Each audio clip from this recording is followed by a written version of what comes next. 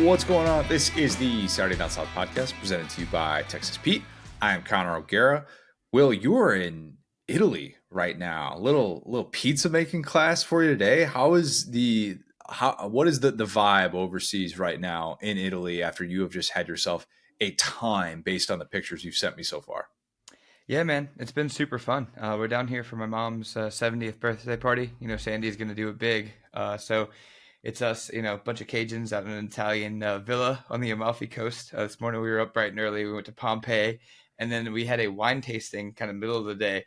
If you had asked me, Connor, around noon today, my injury report for this podcast was questionable, but I got a nice little nap in there. So many carbs, so much wine, and then I popped back up. I kind of participated. I was a participation trophy. I was like the guy in the back row of like when the coaches take the football team picture, that was me making the pizza. Okay, I got to eat the pizza though.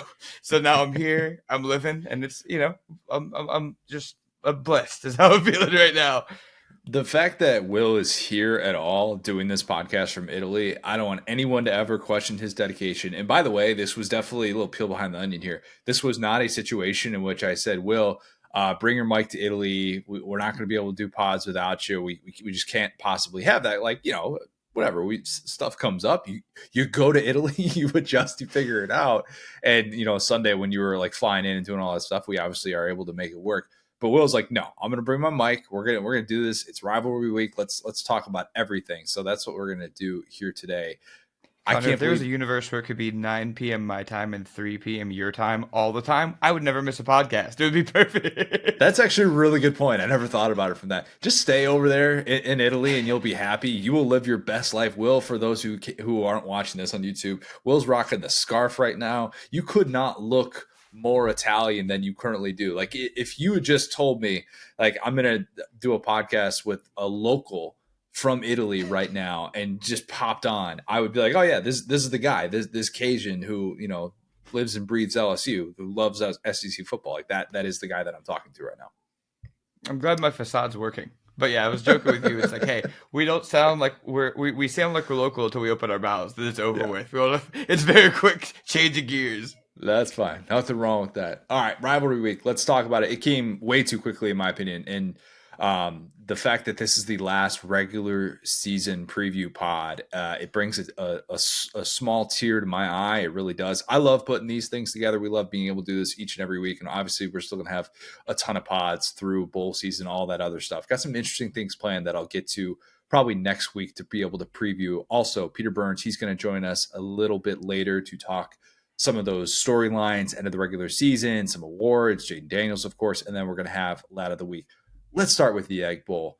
I hope you're going to be able to watch the Egg Bowl on Thursday. If not, because that will be like 1:30 local time in Italy. That might be a little bit tough, although that feels very fitting for the Egg Bowl. It feels more like a 1:30 Pac-12 after dark type vibe than it does a 7:30 Thanksgiving type vibe. But this game, I'm looking forward to it. Ole Miss 10.5 point favorite in Starkville. The over-under I have is 4 Jackson Dart interceptions. That seems high. You give me a look.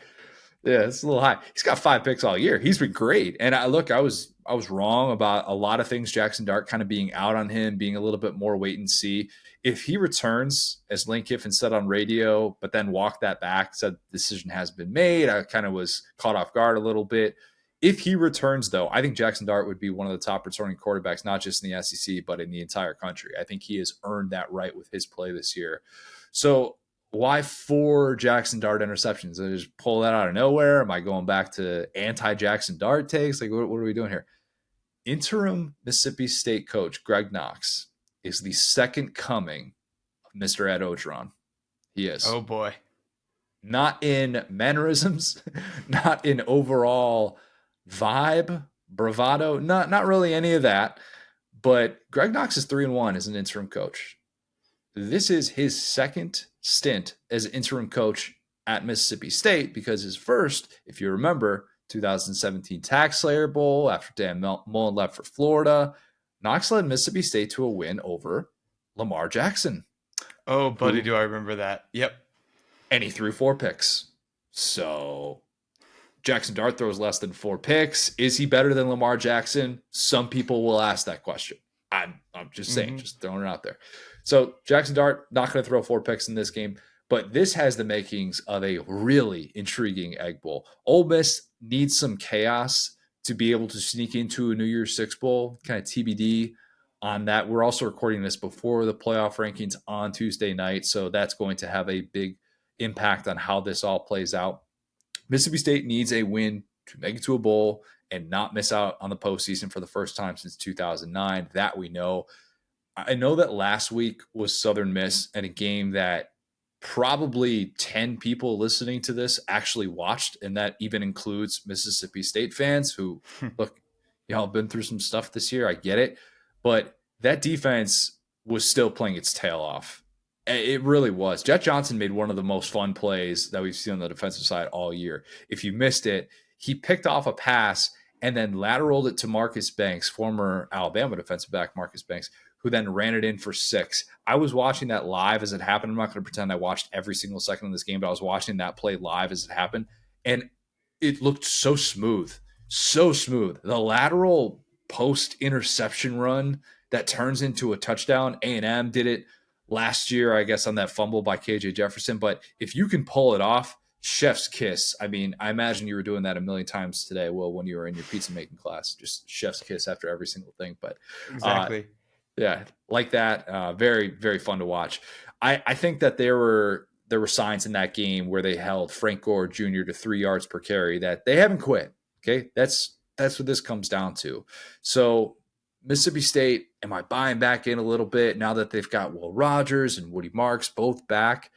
A little bit.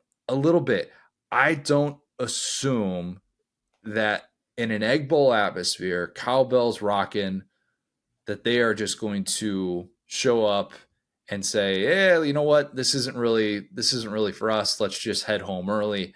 I think that this game is actually more competitive than that. It is a revenge game for Ole Miss, and I would also say if there's one place where revenge and being thankful for your blessings really isn't a thing, it is the Egg Bowl. It's just fans and players getting into fights. I mean, this is what rivalry games are supposed to be. Even my man Joe Moorhead, Cool Hand Joe, not Cool Hand Luke, Cool Hand Joe Cool, some would say.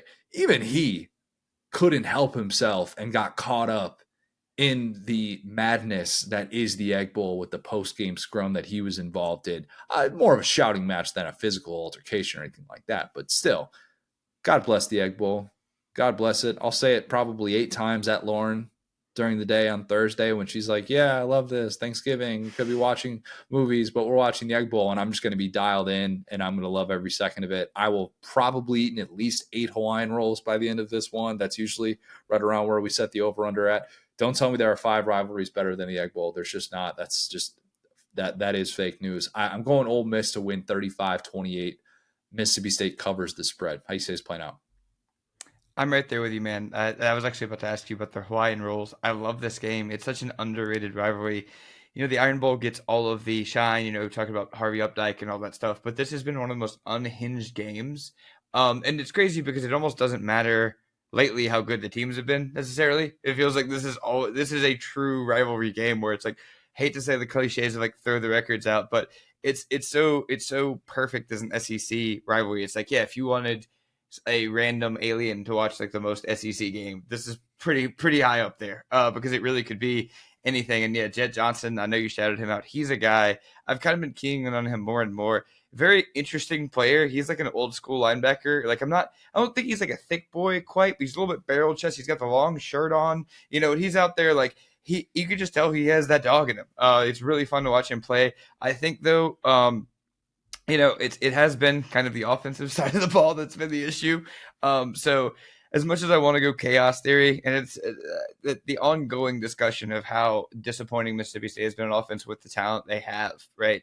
But I think their defense is actually solid. We've seen that throughout the year. They've been in some close games, but but point being is it's been because of the defense. But yeah, hopefully, you know, they get the good plays. But yeah, I can't see them pulling this one out, but I think, you know, like you said, we just hope for fun. we hope that it's not going to be a lazy game. It's going to be one that kind of gets us up, sitting. It's like that meme about the video gamers leaning forward when they get competitive. Like, because with those Hawaiian rolls going, if it starts to be a blowout, we start to kind of doze off. We want to be engaged for 4 quarters. Usually this game has been good for that.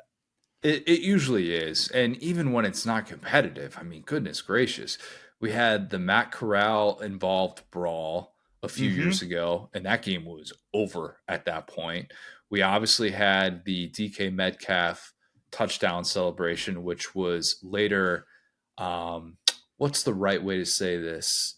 It was later embraced by a certain Elijah Moore and Mm-hmm. penalized and resulted in one of the craziest endings that we have ever seen. We have had Nick Fitzgerald flipping the dirty bird. I already brought up the Moorhead thing. Like, this game, that's just in the playoff era. Like, this Yep. game is Yep. awesome. This game is absolutely the best. I love that we are still going to get this game on Thanksgiving. Cannot wait for it. And like you said, just hope that it's competitive. Hope that we get some weird stuff that's on the table at the end.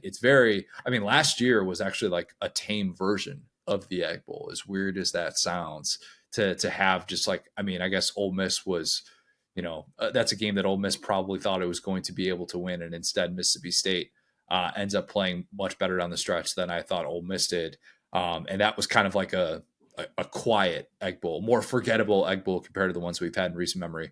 Fingers crossed for some weird stuff. This game feels like it is begging for Oh, it. we got the Pegues play last year. Yeah, so even in a quiet one, you know what I'm saying? That boy had a breakout game. So hopefully a little bit of him too. It's his You know day. what? It could be. That's a good point. And we also had the Lane Auburn drama, so I shouldn't say that it was Yep. nothing, but there was still that, and that was kind of overshadowing. So that overshadowed the entire week leading up to the game. So yeah, this game has a different feel, but definitely intrigue and stakes that are on the line for both teams in this one. Okay, Mizzou, 7.5 point favorite against Arkansas. This game Friday afternoon, 4 o'clock, 4 o'clock Eastern, 3 o'clock local time. The over under, I have 3 crowd shots of Arkansas Athletic Director Hunter Yurachek.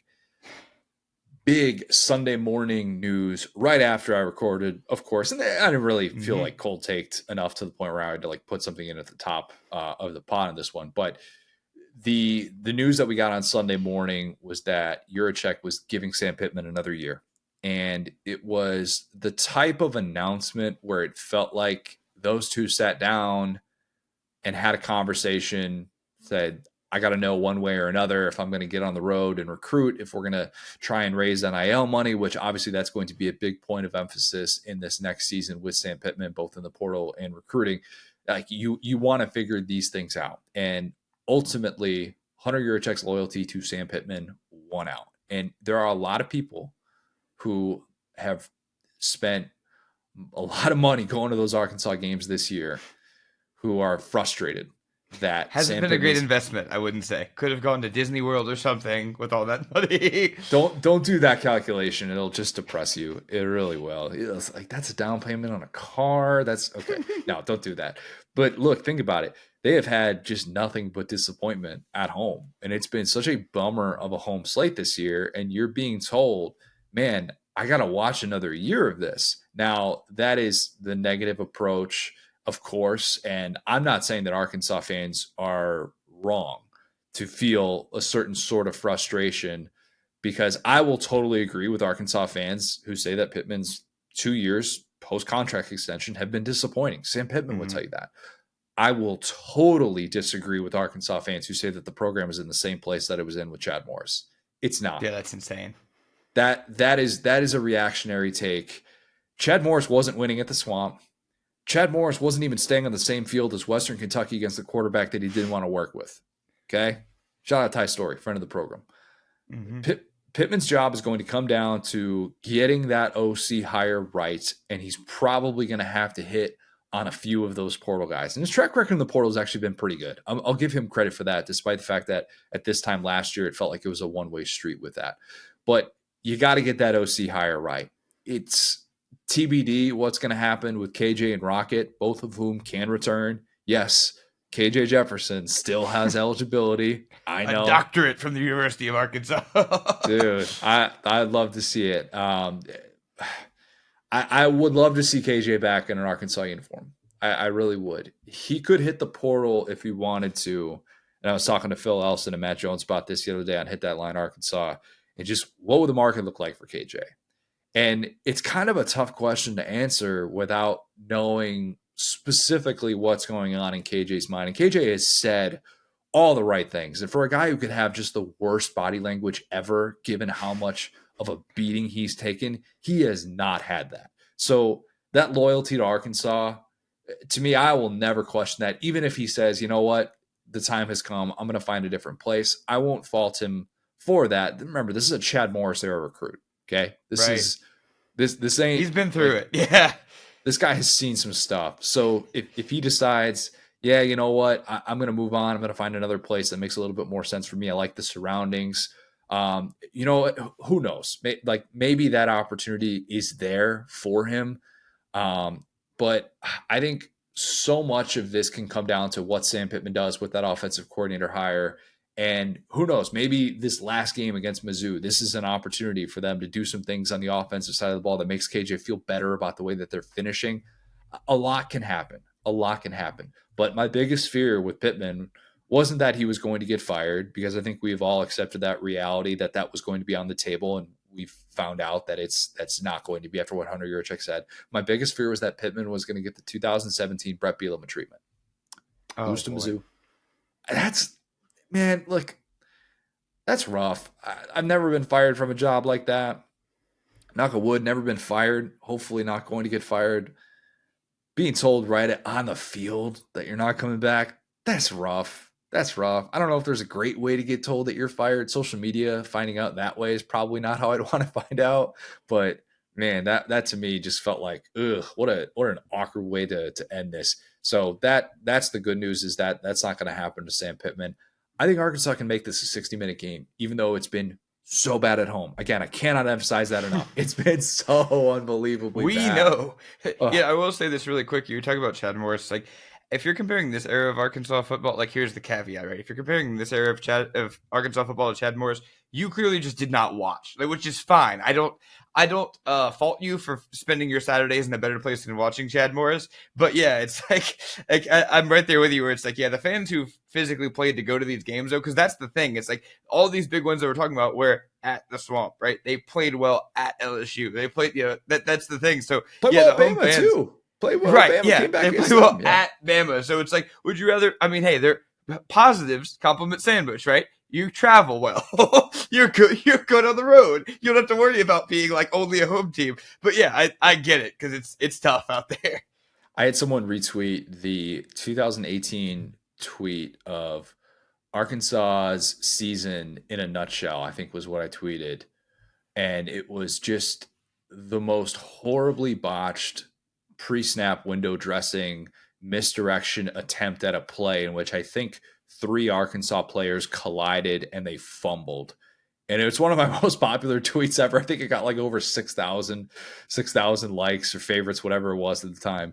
And that was the Chad Morris era in a nutshell. Yep. So if you're thinking that this is that, to me, I would push back. I remember, like, he couldn't even find a quarterback. At least you have KJ, and at least you have Rocket. And even though it's been a lost year for Rocket and he got banged up in the last game again, I hope he comes back. I won't fault him if he doesn't, given how fragile the running back position can be and how small your window is. But man, like, it can still be worse. It can still be worse. And who knows? Maybe it's going to be worse in this game. It could be. I do think that this ends up being competitive. Mizzou, lost in the shuffle of the dramatic comeback win against Florida, was the fact that they look pretty banged up on defense. And I wonder if that physical toll of facing Georgia, Tennessee, Florida, I wonder if doing that in consecutive weeks is kind of adding up on that side of the ball. So I think despite how horrendous Arkansas's offense has been at home, I think we get some points. I think Arkansas scores some points, and this turns into like a 35-31 game that Mizzou wins to basically clinch a New Year's Six bowl berth. And we're reminded that Arkansas hasn't totally given up. And I feel like a broken record saying that. And I'm definitely going to come back on this pod on Sunday and say that was an idiot pick, Connor. How dare you? You're stupid. See, that's exactly how I felt during that Mizzou Florida game. So, a quick peel behind the onion for me. I was able to watch the competitive part of the Georgia Tennessee game, which was like obviously the big game on. We talked about it. I was like, I don't think Mizzou's going to do typical Mizzou stuff. And I'm sitting there like catching the live updates because the Wi Fi kind of went out. And I was like on my ESPN app getting the play by play. And I was just, of course, you know me, on an international flight laughing at Florida. Just I was like, I can't believe this really happened. And like the girl in front of me gets up and just has a University of Florida employee backpack on. I was like, of course. I'm so sorry. I feel Well, like no. the biggest. I'm just ruining your time because I'm sure she was not watching the game. And I was just like, how? I was like, look at this kicker. Like, how does this happen? But yeah, point being, I don't. I think what you're being generous about is more of the total here. I Yeah, think we're probably. looking at a game in the 20s, for sure. But yeah, I mean, you would think that that game would get out of Mizzou's system. However, in a way, Kansas State was a little bit of that game, but they had Mevis. So I think that this might just be, and I think you're making a great point about Blake Baker and that defense, how when they've been good, it's been like a physical kind of good, right? Which when you start to get bad, you start making these, start getting penalties, start making these miscues. And so, yeah, I mean, I think that as wild as it sounds, this is way better for Mizzou because what you didn't want to see is back against the wall, almost interim for his own job, Sam Pittman. And I say, like, going True. back to what you were saying, I mean, I didn't even know Hunter Yurachek had a Twitter. And that thing came across my timeline, and it's like, and I'm not dumping, I promise you I'm not dumping on the guy, but it was so weird to see kind of like a little bit of a pixelated, like graphic PR message. It's kind of like, if you have that couple in your life that's like always bickering and then you say they drop like some fall photos or something, it's like, okay, I guess they're happy. I guess they're good. It was like, and again, like we love Pittman because he's entertaining. It's not like we root for Arkansas or whatever, but it's like we just hope for the guy. He's such a lad. So it was cool to see like, okay, here's our direction. And that's what good leaders do. And I think that Yurachek is one where it's like, hey, I'm not just going to pull the plug on this and be a typical, AD. I like what I've seen in this guy over the totality, of his time here, not just focusing on the last couple of years since the extension. But yeah, I think that was the best thing for Mizzou is okay. You're not fighting for bowl eligibility anymore. That's over with. You're not fighting for your contract anymore. So even if they lay an egg, Yurachek now can't come out and fire him. It doesn't matter if they lose by 30. He can't be like, "Oops, I'm going to fire you on the field," because then he looks like a jerk. So I think Mizzou is really like accidentally very lucky that they survived Florida and then have a couple of things of not getting like furious all hogs Sam Pittman. True. But at the same time, it felt like the Auburn game was the Oh opportunity man. to come back and have Yeah. a we believe in our coach. We're going to fight for bowl eligibility and we're feeling good type of game. And instead, that was just the dud of all duds. And I don't really think week to week we felt good about predicting what to expect from this Arkansas team. We can analyze the strengths and weaknesses, but I don't even think Sam Pittman knows how his team is going to show up at a given week. And some would say right there, well, that's why he should have been fired and you should have paid the $16 million buyout. But at the same time, I think there are worse things than showing loyalty to a guy that brought you out of those depths of college football hell. And Yep. that was the Chad Morris era in its very brief existence. Black Friday, also, I'll go on record saying this, one of the most underrated days of the football calendar. And I'm not saying that because Mm-hmm. they just added an NFL game. The NFL felt a little bit left out. Like, oh, we see college having all this great airtime. Black Friday. It is a tremendous day of football. And if you're thinking to yourself, man, I can't wait till this weekend. No, no, no, no. Don't work on Friday, sick day, whatever you can do. Watch as much football as humanly possible. The slate is really, really good. We even got that Texas game on Friday night as well. It's going to be awesome, this game a part of that, and one that I think is at least a little bit intriguing with how good Mizzou has been this year. Texas A&M, LSU. LSU's an 11-point favorite, 11.5-point favorite, actually. The over-under I have, Will, it's an obvious one. We're going to talk about it with Peter Burns. 4 Jayden Daniels touchdowns. Can come in any way. Receiving, punt return, kick return. I don't know. He can make up a new way to score a touchdown for all I Line him care. up and try a rouge like Bill Belichick. Why not? I look, that guy gets every blade of grass he wants. So you know what? He's going to find a way to get 6. That's just what he's done all year.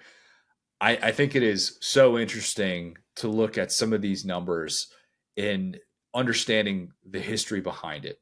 Obviously, the 4 touchdowns that he can get in this game would get him to 50 touchdowns pre Heisman. 8 of 11 games this year, Jayden Daniels has scored at least 4 touchdowns. That is ridiculous in itself. This year, he is at 4,591 yards of offense responsible for. He needs 409 yards to be able to hit 5,000 yards pre Heisman. Only 28 instances of that ever in college football at the FBS level.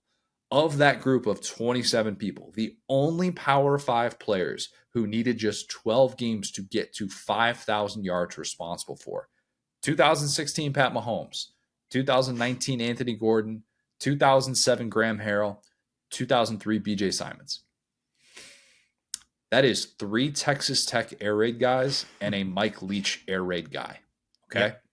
Even 2019 Joe Burrow through 12 games had just 4,614 yards. That's it. He also only had 47 total touchdowns through 12 games.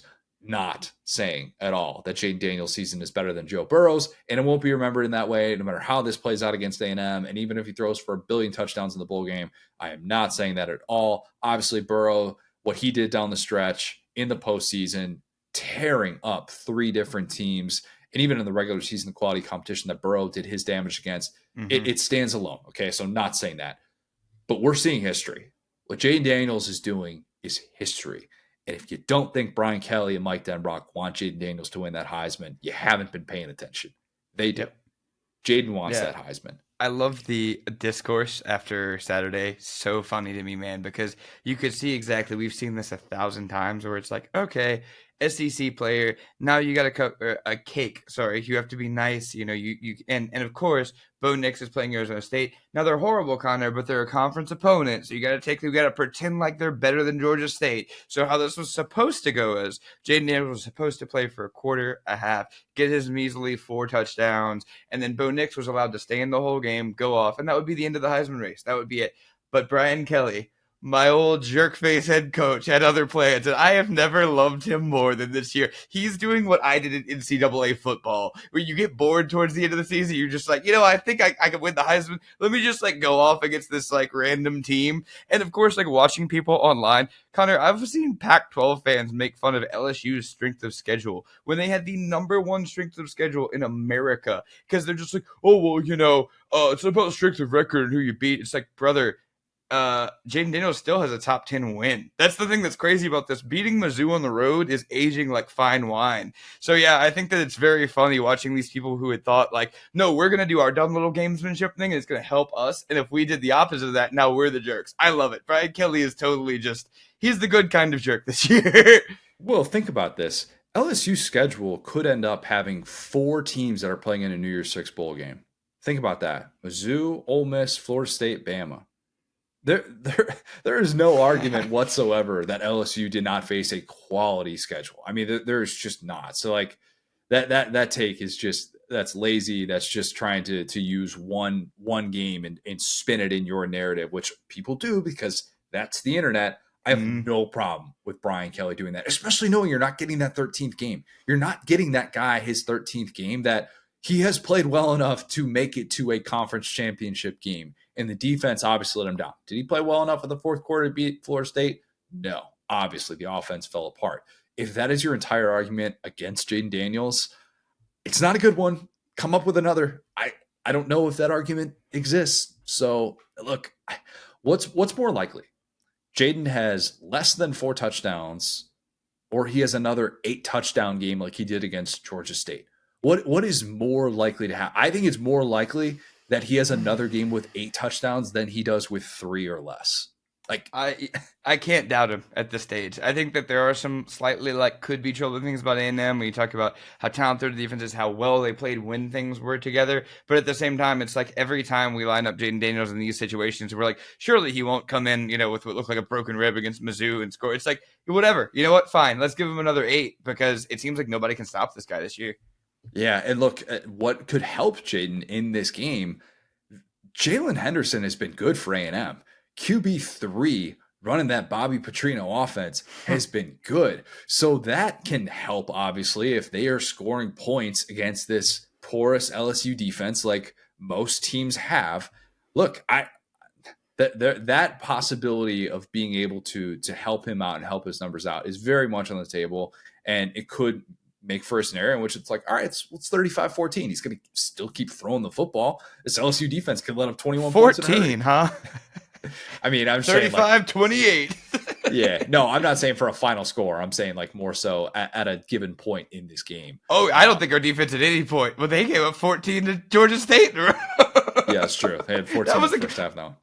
I saw the, like, just in case you missed it tweet the other day, like way after the game, it was Moscona being like, this is what it looks like when you schedule these teams, like as if it was like going to be this competitive game, because that's what it looked like for a quarter, because our defense is so bad. And with that LSU fires Matt House tweet after week 12 is going to hit my body like a breath of fresh air. Week 13, you mean? Yeah, week 12. Oh, sorry, the last the last week already coming back. Yeah, I'm gonna go. God, I feel low on this. I'm gonna bump it up a little bit. I'm gonna go LSU 45. Would they settle for a field goal? That's bad. That's the question that I'm asking. You know what? Screw it. I'll go LSU 49, A&M 28. Yep, I would put a 35 in there just because this defense, hates bettors. They hate LSU fans, but I'm right there with you. I think we're right there. Yeah, Jayden Daniels' final game at Death Valley. Appreciate it. We've been able to watch something special with what he has done this year. All right, Vandy, Tennessee. Tennessee's a 25.5-point favorite. The over-under I have 7 completed passes, I should say, for a certain Nico Iamaleava. That is what he has so far in his career. 3 games of action, 14 career pass attempts. A lot of that's Josh Heupel. Tennessee fans were pretty frustrated that he came out as early as he did, early in the fourth quarter against UConn. I will be frustrated if he does not get some significant second half run in this game, knowing that there should be a considerable halftime lead against Vandy. He has only played in 3 games so far, so the redshirt threshold thing, it shouldn't really matter because the rules are now that bowl games do not count against that 4-game total for redshirts. So I think we see more of Nico, and what are you really trying to show with Joe Milton at this point? I'm not saying bench the guy, because I've spoken ad nauseum about why I don't think Heupel's going to bench him, why I think he wants to get him on an NFL roster and all those things and the optics of it. Let's give Joe Milton his senior day flowers. He can still play in the bowl game. That's just fine, but just let Nico cook a little bit, just so that Tennessee fans can think, all right, the future is bright. We feel good about this. I think the present for this game should be pretty bright for the Vols. Vandy's bottom 10 in the country in rushing yards per carry allowed. Tennessee still, after the Georgia game, 6th in the country in yards per carry on offense. Will, do you know who's in first in that stat by nearly half a yard in terms of yards per carry? Yards per carry. It was Oregon for a while. Who is it now? It's your LSU Tigers are first. Oh, boy. You know what's funny is I remember us talking about this and you being like, Tennessee has like the best like rushing attack in the SEC, and I was like, that was when Logan Diggs still played, and I was like, statistically you're probably right, so I can't even argue with it. But apparently not using Logan Diggs has just made us a better rushing offense because Jason's average is like 8.2 a carry.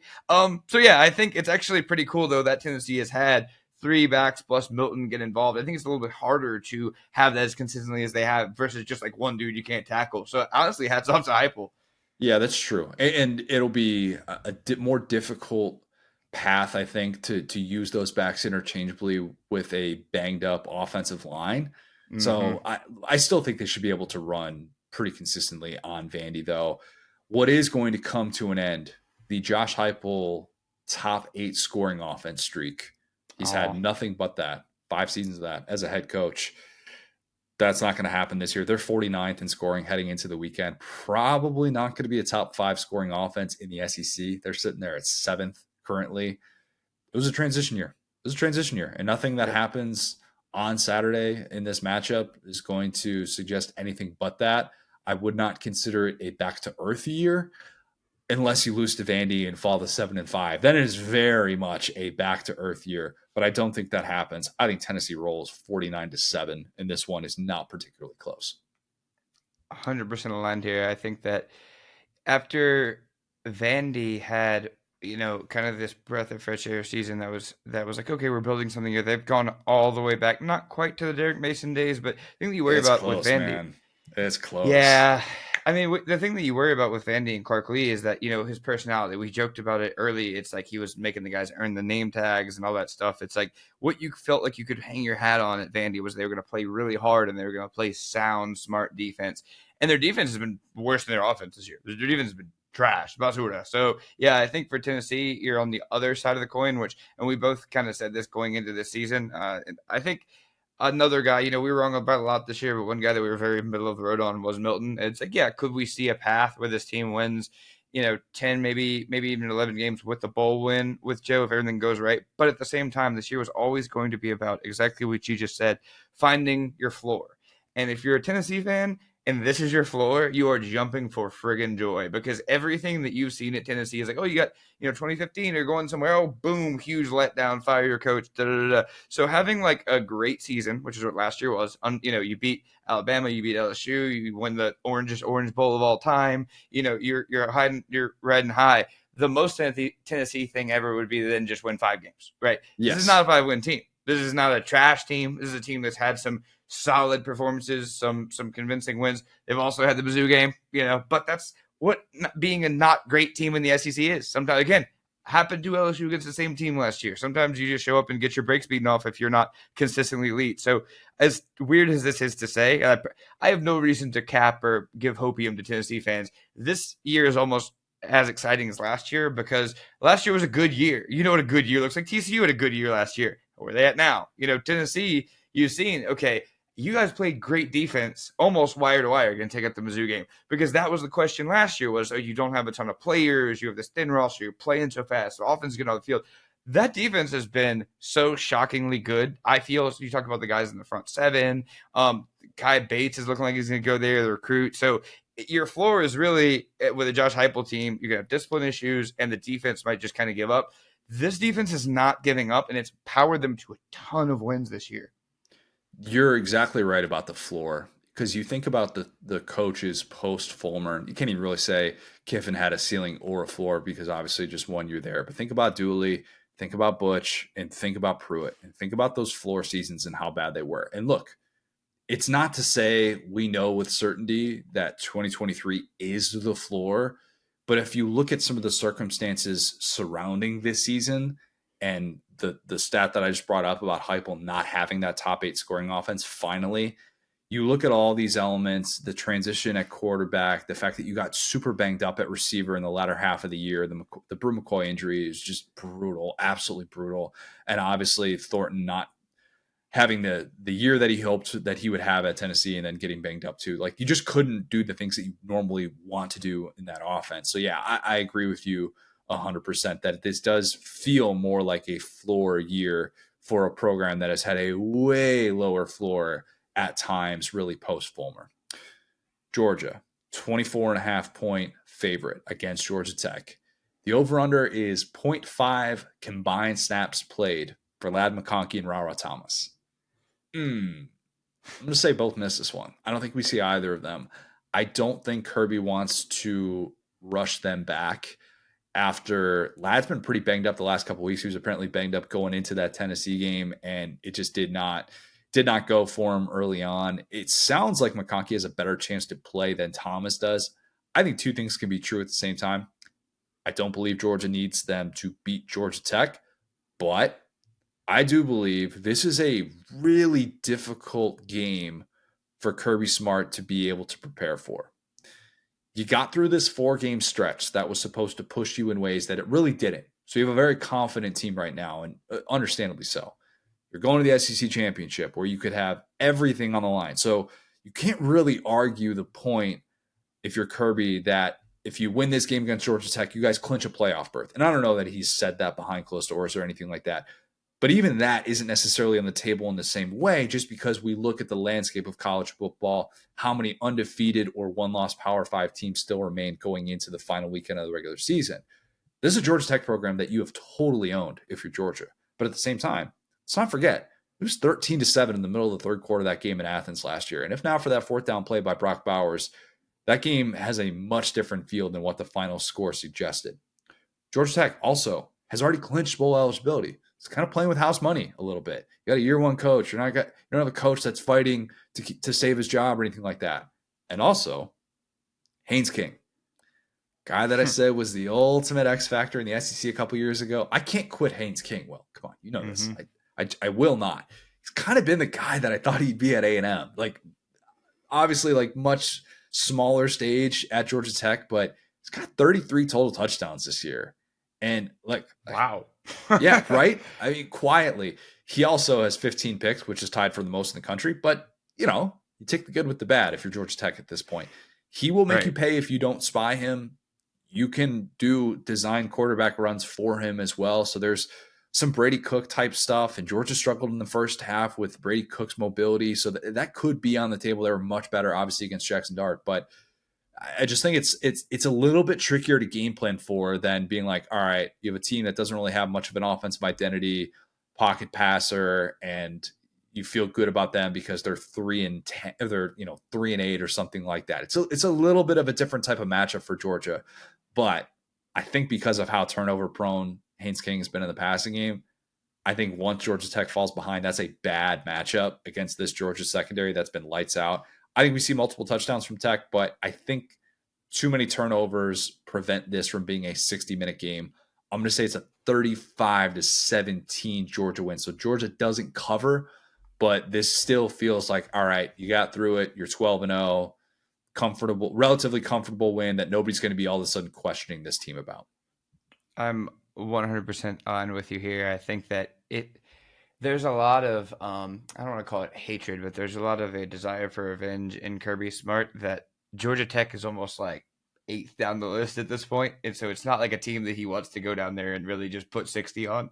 So I'm going with that. Like, he would be happy to get out of there with this type of way. Not that that's not hard. I understand, but those programs have just so clearly like separated themselves. I would make a joke about LSU Tulane, but that's not true anymore. But point being, this was a great rivalry. And I was talking to Perry about that in the 2000s. Paul Johnson and everything, but it's one of those like good for you type of vibes. They got Haynes King, they got a first year head coach, they're playing better, but the golf is still there, and I just don't think they have the Jimmys and Joes. But on the other side of it, Georgia, like you said, doesn't really have to prove anything. They're already number one. They have already beaten the stew out of all their like SEC rivals. So yeah, I think this is going to be like rest the guys. You know what I'm saying? Just like kind of get the clock out of this one. But then to your point, Haynes King I think is good enough to where his stat line might be 2 tutties, 3 picks, 2 tutties, 2 picks. But he's gonna be slinging that thing.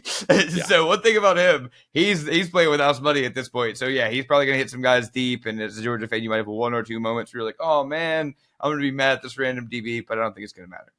If Georgia Tech had played a complete game against Ole Miss, I'd be saying right now, like, this is sleeper game galore. And also they probably would be on a few more radars if they had been able to go into Oxford and have a more competitive game, a more offensive fueled type game, but they were not able to do that. So it's hard to envision them, albeit a couple months later and in a different setting. You've obviously got the home crowd on your side.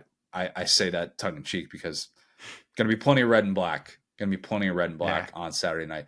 Not a noon game. Perry, our guy Perry reminded me, This is always a noon game every single year. It's like the first time in a decade that it hasn't been, which is kind of crazy. So yeah, something fun, something new. Who knows? Maybe Georgia Tech's going to get up for this one. I just don't think you can honestly pick against Georgia, and especially not in a regular season type game at this point. Strong agree. I want to say really quick, Georgia Tech does have this is a tough one as I say this, but one of the funniest wins of the year in the Miami game. That was gripping television. So they've already had their big win too. I have not quit Haynes King, and I have not quit Christian Leary, the Alabama transfer who caught that pass at the end, Orlando native, who that guy I still like have. I'm like, is he a conference type player? I loved him early on at Bama. Kentucky, Louisville. Louisville's a 6.5 point favorite. The over under is 1.5 chaos scenario graphics. Louisville's sitting there with 1 loss. Casual college football fan probably knows that, but maybe not. If you're talking about teams in playoff contention at your Thanksgiving party, something like that, and you bring up Louisville, they'll be like, what are you talking about? TBD on that. Jeff Brom has to be in the National Coach of the Year conversation. Everybody's been talking about how incredible it is they took Purdue to a conference championship game, and then the very next year takes Louisville to a conference championship game in year 1. there are a lot of Louisville fans who are probably wondering, Jordan Travis goes down. That ACC championship looks more favorable. Is there a path to a playoff? Is that path still there? It very much should still be there if we're a one-loss Power 5 team at this stage of the game. Where I would push back on that, there's so much chaos that would need to unfold for Louisville getting in, because the Michigan-Ohio State winner is getting in. I still think the SEC champ is getting in. Definitely would get in over one-loss Louisville at least. A one-loss Pac-12 champ would beat Louisville, would definitely beat Louisville for one of those spots. One-loss Texas is getting in over Louisville, and maybe even a one-loss non-Power 5 champ like the Michigan-Ohio State loser, or a 12-0 Georgia team that loses to Bama, that team would still get in over Louisville. Plus, if Louisville beats Florida State in the ACC championship, the conversation would be, well, that's only because FSU didn't have Jordan Travis. So you're not even really going to get that much credit for that. So I think Louisville's path to get to the playoff is probably a bit beyond 2007 levels of craziness, if we're being honest. But good for Louisville. It's been an awesome season. One-loss Power 5 team who actually has more victories against Power 5 teams with a winning record, 6, than any of the current playoff contenders. That's not nothing. Yeah, think about that. Those are the metrics I do each and every week. By the way, go subscribe to our Saturday Down South YouTube channel. Maybe you're watching this on the Saturday Down South YouTube channel. Post playoff rankings reaction videos I do with Marler each and every week, something that we talk about a lot. So that's going to be part of the conversation in this broadcast, and it could be because this game could get lopsided. It really could. The color commentator of this game, who I don't know who that's going to be as of this recording, is definitely going to say at some point, why isn't Louisville still part of the playoff conversation? And they will ignore all the points that I just outlined, and they'll ignore the fact that they got waxed by a 3-win Pitt team coached by Pat Narduzzi. We are Pat Narduzzi respecters. It's still a 3-win Pitt team. Okay. Right. Not great. Expect there to be a reminder in this game that Louisville has not won this game since Lamar Jackson and Bobby Petrino were in it. Been a minute. Yeah. What a time. 4-game winning streak for Kentucky in this one. This is probably going to be the cherry on top of a Kentucky frustration Sunday. I don't think that was the right way to phrase that. You don't put cherry on top of a frustration Sunday. Frustration Sunday isn't a thing. I think I just invented it. But what would be the candy corn on top of the frustration Sunday? That's it. Good point. You're exactly right. Mark Stoops owns Scott Satterfield. Jeff Brom is not Scott Satterfield. He's not. This offense with Jack Plummer, you got a 1,000-yard rusher in Jawar Jordan. They can attack you in a variety of ways. Kentucky's been pretty awful against teams that can throw the ball even at a halfway decent level. I expect that to continue. I'm going Cards big. 34-17. It would be, if they lost by 17, if Kentucky did, that would be the most lopsided Louisville loss since he's been at Kentucky. And that would be a tough pill to swallow post pony up comments that have not aged particularly well for Stoops. It's one of the funniest outcomes possible that Kentucky is significantly better at basketball than Louisville, and Louisville is significantly better at football than Kentucky. I think that is so funny. I know they play in the SEC. I know they don't play Georgia. I get it. It's just funny. It's that both of these schools try so hard to be good at basketball, and they try so hard to have a rivalry. And it feels like for lots of reasons, they just don't really have a competitive rivalry. Like to your point, with Satterfield, this rivalry is not competitive on the football side. And now if you kind of look what they're doing on the basketball side, it's like, how do you feel? Where do you think as a Louisville fan that you're going to catch even Calipari, who we, as a society kind of make fun of a little bit? And yeah, I think that the Brom thing was like kind of underrated how wild it was. And I hope that gets a little bit more shine, because like we see these situations with like a Brian Kelly or like a Mario Cristobal where it's like, oh, you like left this team hanging. He went from Purdue, who he had, we talked about number 2, the worst thing you could be on earth is number 2 versus Purdue.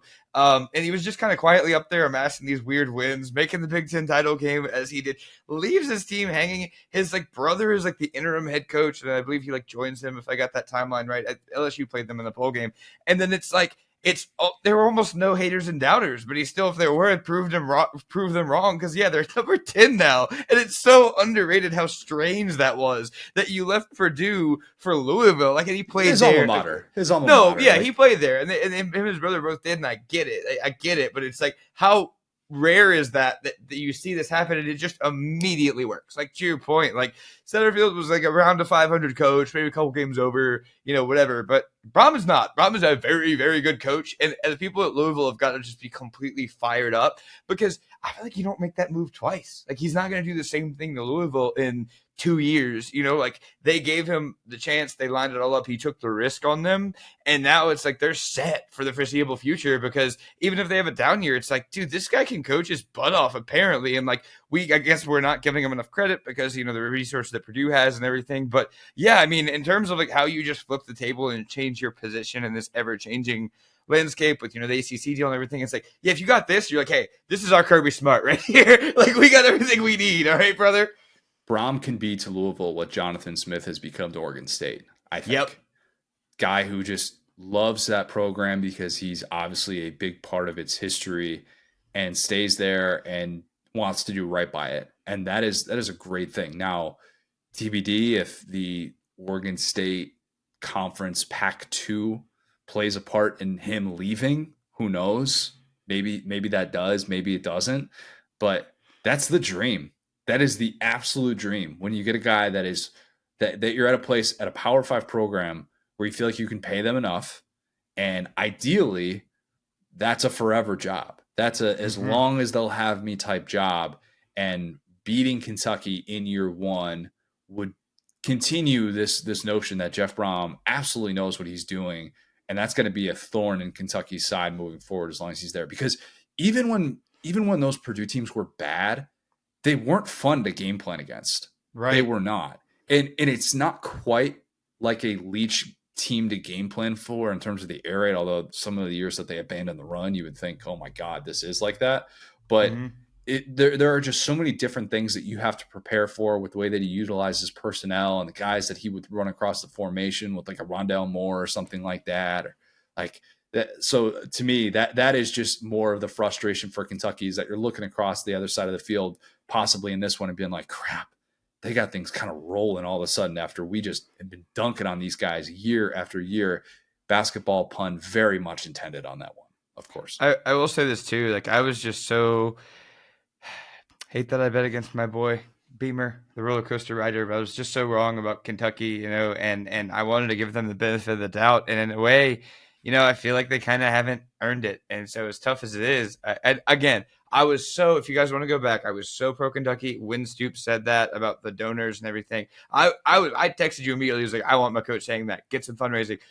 However, if you are going to sit there and say, okay, well, I make all this money, but I can't get talent, and then you look across the aisle and you got Louisville who's over there. It's like, look, you pay that guy $2 million a year. He still wants to coach there. He does not care. He's going to get whoever he needs out of the portal. He's going to be, and you got to see him. I mean, you don't know with the new realignment. Is this rivalry going to continue? I just don't even know. Nah, I would not assume anything at this point. Yeah. TBD, because I mean, even schedules that appear to be locked in, you just don't know. Like there are just so many different moving parts, and with the SEC not knowing what it's going to look like post 2024, you cannot assume anything. And I don't care if there's a handshake agreement, as we saw from the alignment from the alliance. The alliance, yeah. Now it's an alliance of two teams, and they got custody of all the money in the Pac-12. Yeah, so don't bank on that. All right, let's talk about that South Carolina team that you just. Oh wait, sorry, I didn't give you a score. Big win by the Cards. Sorry, I was alluding to it. Didn't actually say it. Go ahead. Assumed that. Yeah, I think if you had pushed back a little bit more on Kentucky and brought up some Devin Leary stat that I've been overlooking that he's actually been playing well, I would have been on board with that. But no, that's not the case with this team. Clemson's a 7-point favorite at South Carolina. So glad that this game has the stakes that it does. Well, at least on the South Carolina side. Clemson being a playoff contender would make this a little bit more fun, but maybe it's going to make it a much more competitive matchup, the fact that Clemson has had the year that it's had. The over-under is 491 Spencer Rattler passing yards. Also very high. These over-unders aren't real, okay? But just know that, people. I'm not actually saying he's going to throw for 491 yards. Rattler only hit 438 in that Tennessee game last year, so would not bank on that. Clemson's probably been a little bit underrated against the pass. They're top 10 both against the pass and yardage and efficiency. So, again, that's not going to happen. 491 passing yards is what Spencer Rattler needs to break Dylan Thompson's South Carolina single-season record. That's doable, for 2 games would be next to impossible to do for 1. South Carolina can get a second game, obviously, if they win this one and get to a bowl game. Both teams riding that 3-game winning streak.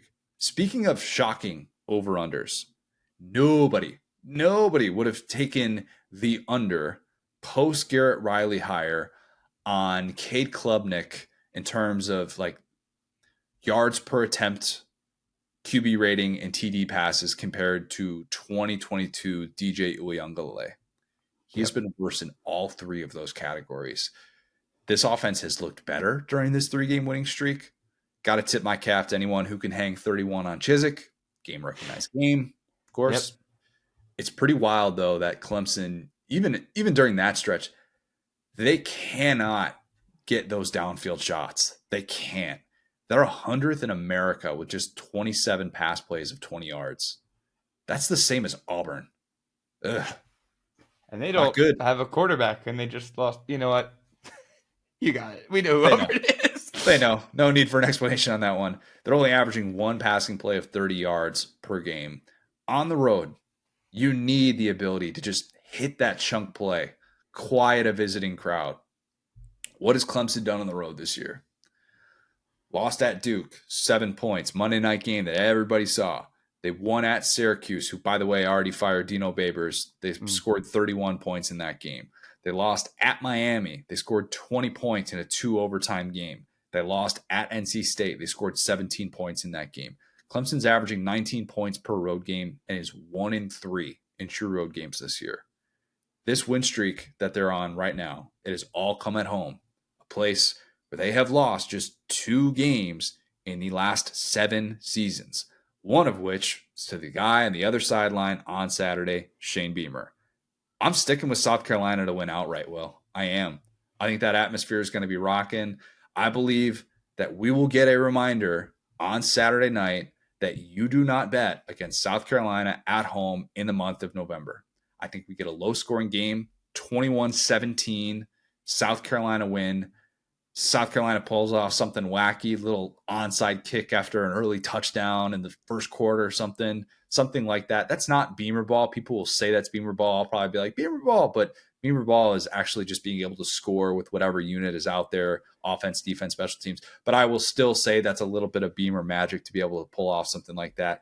I think he becomes the first coach to beat Dabo in consecutive seasons since who? Do you know the answer to that? I already read it. I'm sorry. I'm not going to pretend I'm a genius. Jimbo Fisher did that 2013, 2014.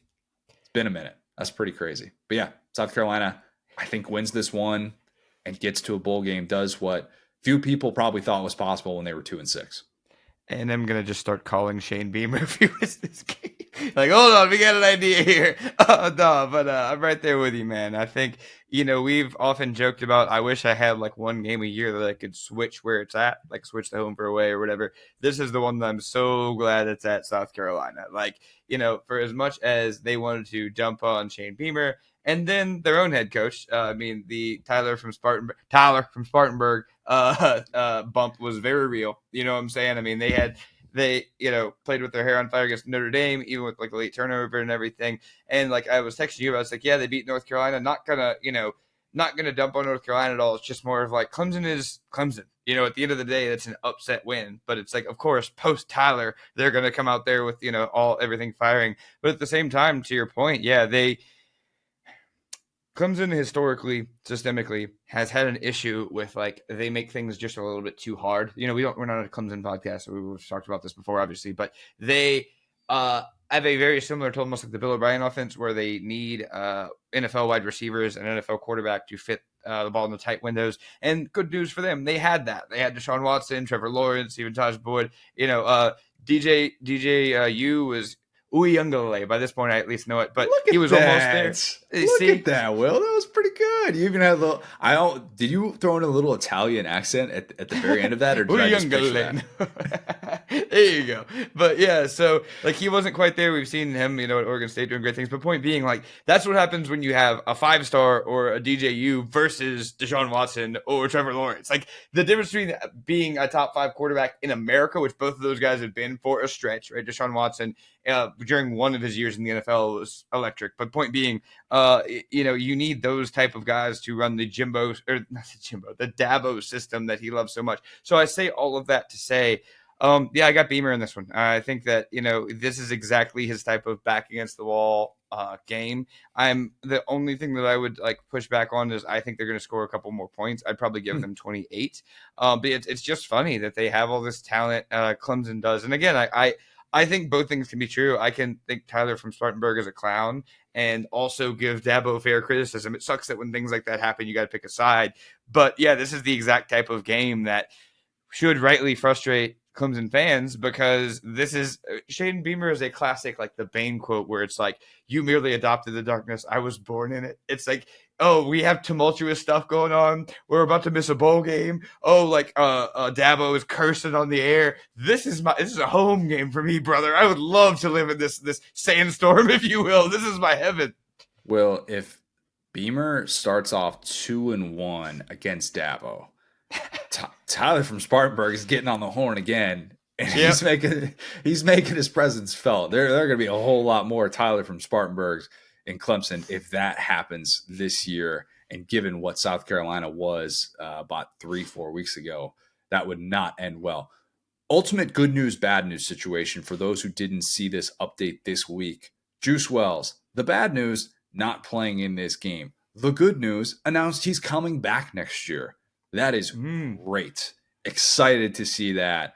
That guy, when he is right, is so fun to watch. And I know Xavier Legette has been everything and more that they could have hoped for this year. But when Juice Wells is right, there are not probably 5 receivers in all of college football that are more fun to watch than that guy. So excited that he's going to be back, and who knows what it means for the future of a Lenore Sellers or something like that in the South Carolina offense. But obviously that'll be pushed to the back burner. This one, very, very important on Saturday night in Columbia. All right, Florida State, 6.5-point favorite against Florida. The over-under I have is 0.5 references to Cardale Jones. Also, probably, let's just do it, 0.5 references to playing school. We ain't come to play school, Connor. The diehards know what I'm talking about. Tate Rodemaker, he is the Florida State backup quarterback. He has a chance to be the second coming of Cardale Jones post JT Barrett injury 2014. That is best case scenario for Florida State. If you are a Florida State optimist, that is what you are telling yourself right now is on the horizon. As Danny Cannell pointed out on Russillo, worst case scenario is that Tate Rodemaker is to Jordan Travis what 2009 Garrett Gilbert was to Colt McCoy in the national championship. Just a backup that's not really ready for this kind of opportunity, and he changes the entire trajectory of the team. Bama fans, that is not my way of saying that Bama loses that game if Colt McCoy's out there, but that was a different game, a different Texas offense when he was sidelined. I think we can all agree on that, and they had no chance whatsoever when Garrett Gilbert came in. But I kind of wonder. Let me just do the Bama fan devil's advocate. You got to blame Dallas Turner for that one too. I thought we were over that, man. I thought we were past that. No, apparently we're not. Look, I think this one's a little bit more like the Cardale situation in terms of the surroundings. That more so than go string scoring drives together against a Nick Saban defense and win us a national title. A little bit different than that. This is not a Nick Saban defense. It is an Austin Armstrong defense, which has been basura for the latter half of the season. It's been really bad. I keep looking every single week at Florida's yards per play allowed, and I think to myself, there's just no way it can still be getting worse and that it can continue to be this bad. And I know the youth, the injuries, the new coordinator, like all those different things. Your defensive floor, if you are Florida, you are the University of Florida with that type of tradition, it should not be that bad. 6.67 yards per play allowed. It's the 5th worst in FBS. It's dead last among Power 5. Against Power 5 competition, Florida is allowing 7.2 yards per play. Well, Vandy's only allowing 6.8 yards per play against Power 5 competition. Oh. And it's not just That's not just an LSU thing, okay? It's not. Florida has allowed at least 6.2 yards per play in each of its last 7 games, including home games against Vandy and Arkansas, like the only two SEC teams that have been eliminated from bowl contention. Okay? It's bad. Florida State, even with a backup quarterback making his first career start, is still what I would consider to be Power 5 competition because those weapons are there. Keon Coleman, Johnny Wilson, those guys are healthy now. Those guys will go up and they will make a play, even if it's a backup quarterback throwing more of a 50-50 ball. In a hostile atmosphere, I can't bank. Oh, God, I wanted to talk myself into this Florida upset just because I had it in the preseason. That if it happens, then I'm going to be telling myself, like, you should have stuck with what your gut said. And there was a point earlier in the year where if you had told me that Florida State wouldn't have Jordan Travis in this football game, I would have said, yes, Florida's going to win this game by 2 scores and I'm going to feel smart. I can't do that. And of course, the fact that Max Brown is playing in this one instead of Graham Mertz, that's part of it. But anytime I try and talk myself into a Florida upset, I just come back to watching that defense let up big plays. That's if you can't get stops, that's going to come back to bite you. It bit them against Mizzou. You look at that clock and you're like, how much time does Brady Cook left? Oh, it's 4th and 17. No big deal. They're just going to find a way to still convert and throw a play over the middle to a guy that's 5'10". Like, I mean, that, God, that sounded like I'm dogging Luther Burden. I'm very much not. I love Luther Burden. Well, that's not a play that you should, that it's one thing if a guy is going to go make a Stephon Diggs type play. Right. How big is Stephon Diggs is like only what, 6'2"? That's probably not the best example, but you get what I'm saying. Okay. You get what I'm saying. And I didn't mean to go there. We had to a little bit, but that is just the sign of a defense that has no answer whatsoever. And I don't think Florida State is going to be stopped by this defense. I would be 100% lying if I said I have a great feel about how this game is going to go from start to finish with 2 guys making their first career starts. Okay, I don't. They are wild cards. I don't know how these coaches are going to game plan both for them. I don't know how these coordinators are going to game plan to stop them. I don't know if Austin Armstrong can do anything to game plan to stop an offense at the Power 5 level at this point. But I love that Mike Norvell gave Rodemaker some confidence reps after stepping in and moving past that slow start that Florida State was off to when Jordan Travis went down. I do think we could get another Florida State slow start. That's what they've done all year, and then they've kind of flipped the switch in the second half. I just don't trust Florida to figure out how to finish a game. So I'm going to go FSU to win a close one, 28-24, which would mean Florida is able to cover but not win. One of the things I was most looking forward to in this podcast is a subhead that I would just simply call Connor, sell me this lad. Because I knew there would be a version that just was like, okay, we don't have Jordan Travis. We knew how this game would have gone with Jordan Travis. It probably wouldn't have even really been worth watching. Sell me on this lad that's going to come in and throw the ball to Keon Coleman, who is still running through my nightmares. Yeah, I think that you're right on that, though. It's just that, like, when a defense is bad, almost doesn't really matter who the quarterback is, as we've seen with a couple of teams in the SEC. No reason to name names, but I'm right there with you. I think this has been a very complete FSU team. They're a team that weirdly has had lots of back and forth games, even going to like the Boston College game early in the season. You often would think of these good FSU teams under Bowden and Jimbo Fisher as teams that would just blow teams out. And then, when they would get close, it would be like, oh, what do we do? We've never seen this. It's really, I think, a good thing in this moment. Maybe it won't press the committee in the same way, but when you have a team that is just cruising, we've seen Oklahoma team after Oklahoma team like this, is just cruising. One thing goes wrong and they're like, I don't know what to do with my hands now. This FSU team has gone through, enough adversity, unexpected adversity. They had a Duke team that just would not go away. They had all kinds of stuff happen in the season. So yeah, I think that, with one game left to play, George, what a sad update that I saw come across my phone from Bleacher Report that was just like, Jordan Travis FSU career finish. You just hate to see that. It's like, this is the end of an era. This is a guy that had such a cool career. He's like, quote unquote, a transfer. And there's 1 year at Louisville where he threw like 50 passes or whatever. I don't really count it, but this guy was such a masthead, such a banner carrier for what Norvell has built there, and taken that program out of basura into national title contention. So I hope the committee doesn't penalize them for having a guy get injured. I think that's kind of whack, but yeah, I think they have a chance to show against a defense that has just the SpongeBob meme with the ice cream, where he's like, you could just go ahead and take it. That's been FSU's or Florida's defense. So yeah, I think on the other side of this, if there were to be a team that would be perfect hopium for the offseason, this would be the one. We talked about, if Billy could go win one of the three, right? Mizzou, FSU, and then it was Georgia, right? If he could win, if we're talking about What just were the their last rivalry three games? Oh, what were their 3 games in a row to finish the season? I'm now somehow blanking on this. the 3 games that Florida has had, they just lost to Mizzou, the Georgia game, and then are we including LSU? Arkansas? Duh. Oh, the LSU Duh. game. So Okay, yeah, so but it's, LSU. yeah, the 5 is what we talked about, the 5-game losing Yep. streak. Yeah. Yep. So there we go. So if they were needed to win one of these 3 games, right? Yes. FSU, LSU, Mizzou. Got the LSU game. Awesome. So point being, they would have needed to win one of these 3 games.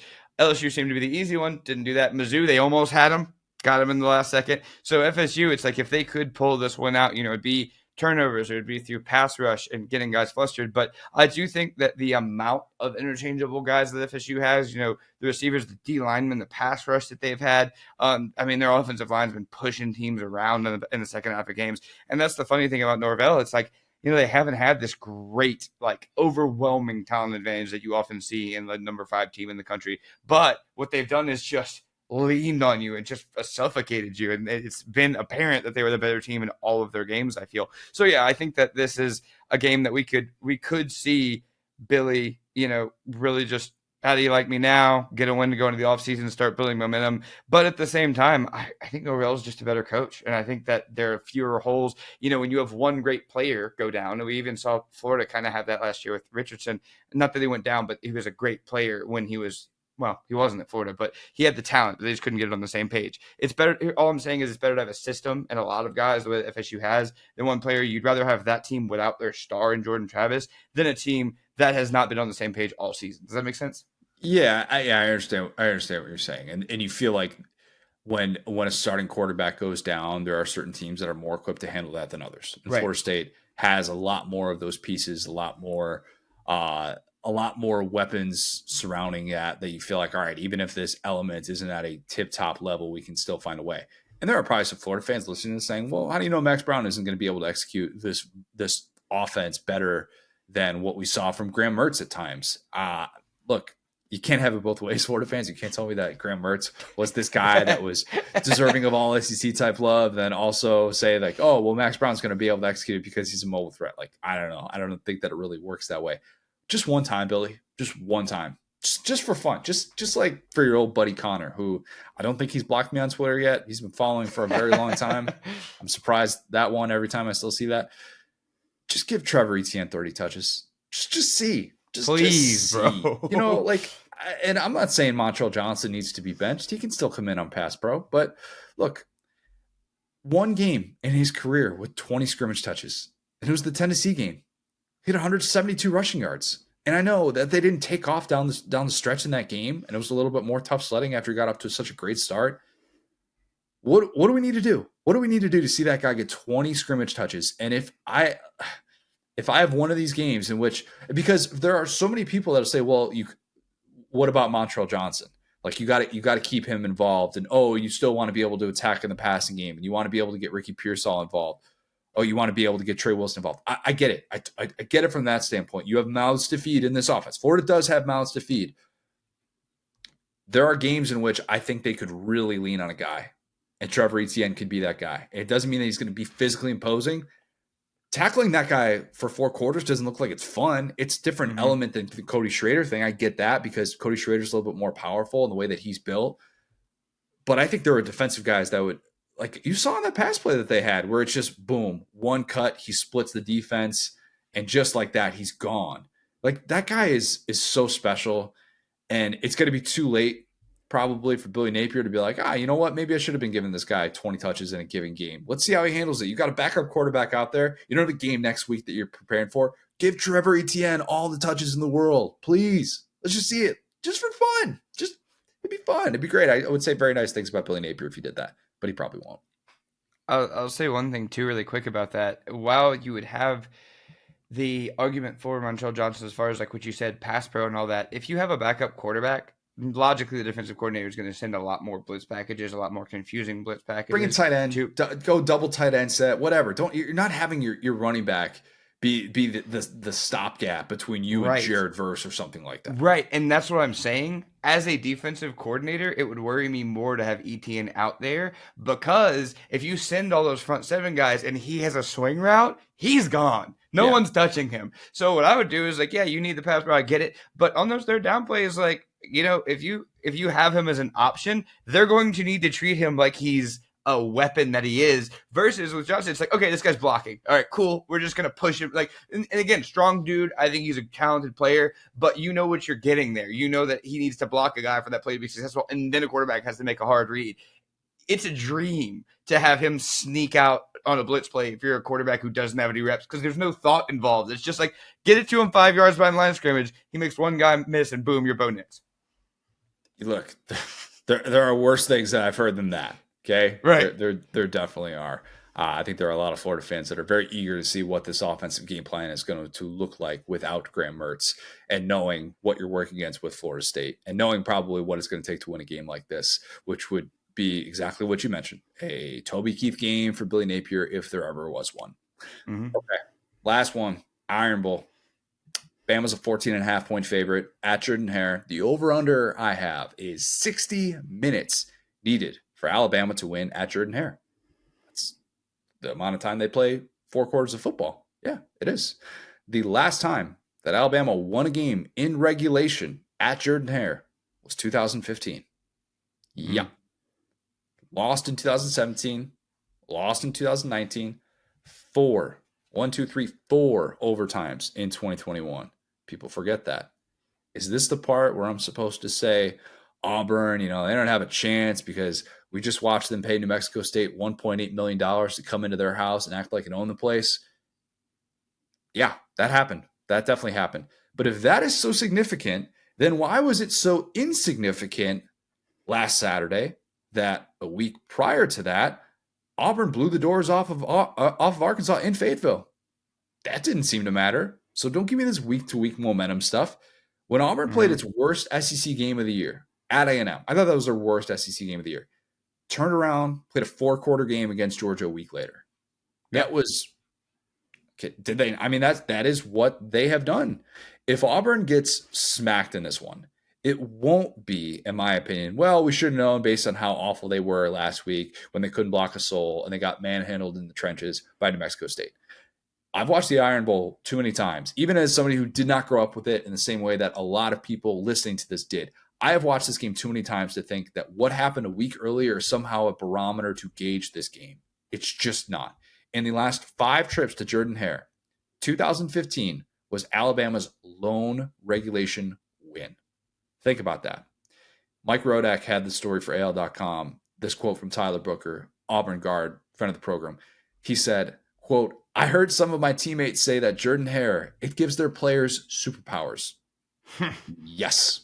Chris Davis, superpowers. Very much so. I don't know how much money he made or Kerryon Johnson, Jarrett Stidham made off their Iron Bowl performances at Jordan-Hare.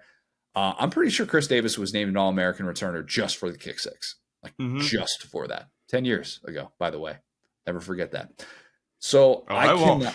You can't make nobody can forget that if they tried. Even people that did not have any rooting interest whatsoever. I cannot buy the notion that Auburn will just lay down. I can't.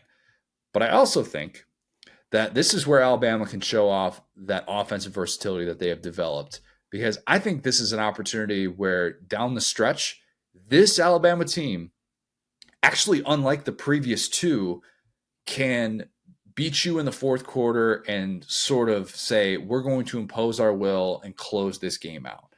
And I think that they can actually do that down the stretch against an Auburn defense that's 89th in yards per carry allowed. Maybe not from the jump, but I don't know. Like you look at Alabama's raw rushing numbers, and it's hard to really get a good feel for them if you just look at that because the sack allowed that was going to impact them, and that's not really a good gauge of how good your running game is. I know I've said the word gauge a lot today. I don't know why I've defaulted to that word so much, but whatever. It would not surprise me if Bama tries to attack early and they take advantage of maybe some of that single coverage, some of that they could get on the outside, and then it's the ground game middle of the third quarter with Milroe and McClellan, Roydell Williams, who was excellent senior day. I think that is probably the boring breakdown for a game that is usually not boring at Jordan-Hare. So what is the path to chaos? What's the chaotic game plan that Auburn can follow and win? It's pretty simple. Hugh Freeze has just been saving all the good plays for Bama. That guy beat Bama and lost to Memphis in the same season. He's done it before. Do it again. It is not crazy. It is really not crazy to think that he could lose to New Mexico State by 1 billion and then beat Bama and end the Tide national title hopes the very next week. This is why you got Hugh Freeze right now, to do things that just don't seem like they should make any sort of sense. And you know what? That guy just finds a way, and the offensive game plan has Bama on its heels. This is it right here. Maybe that's a little bit too crazy. That's too much chaos. Probably is. I think this Bama team that we saw in September loses this game. I think the post-September version of Alabama, even though I just poo-pooed week-to-week momentum, but I think they've figured things out, and they figured out more so an offensive identity. That's not so much how do they come out, do they look flat. I think they have things that they can fall back on that they did not have early in the year. I think that team wins this game, and I think they do so with a very late cover, and they win this one 31-14.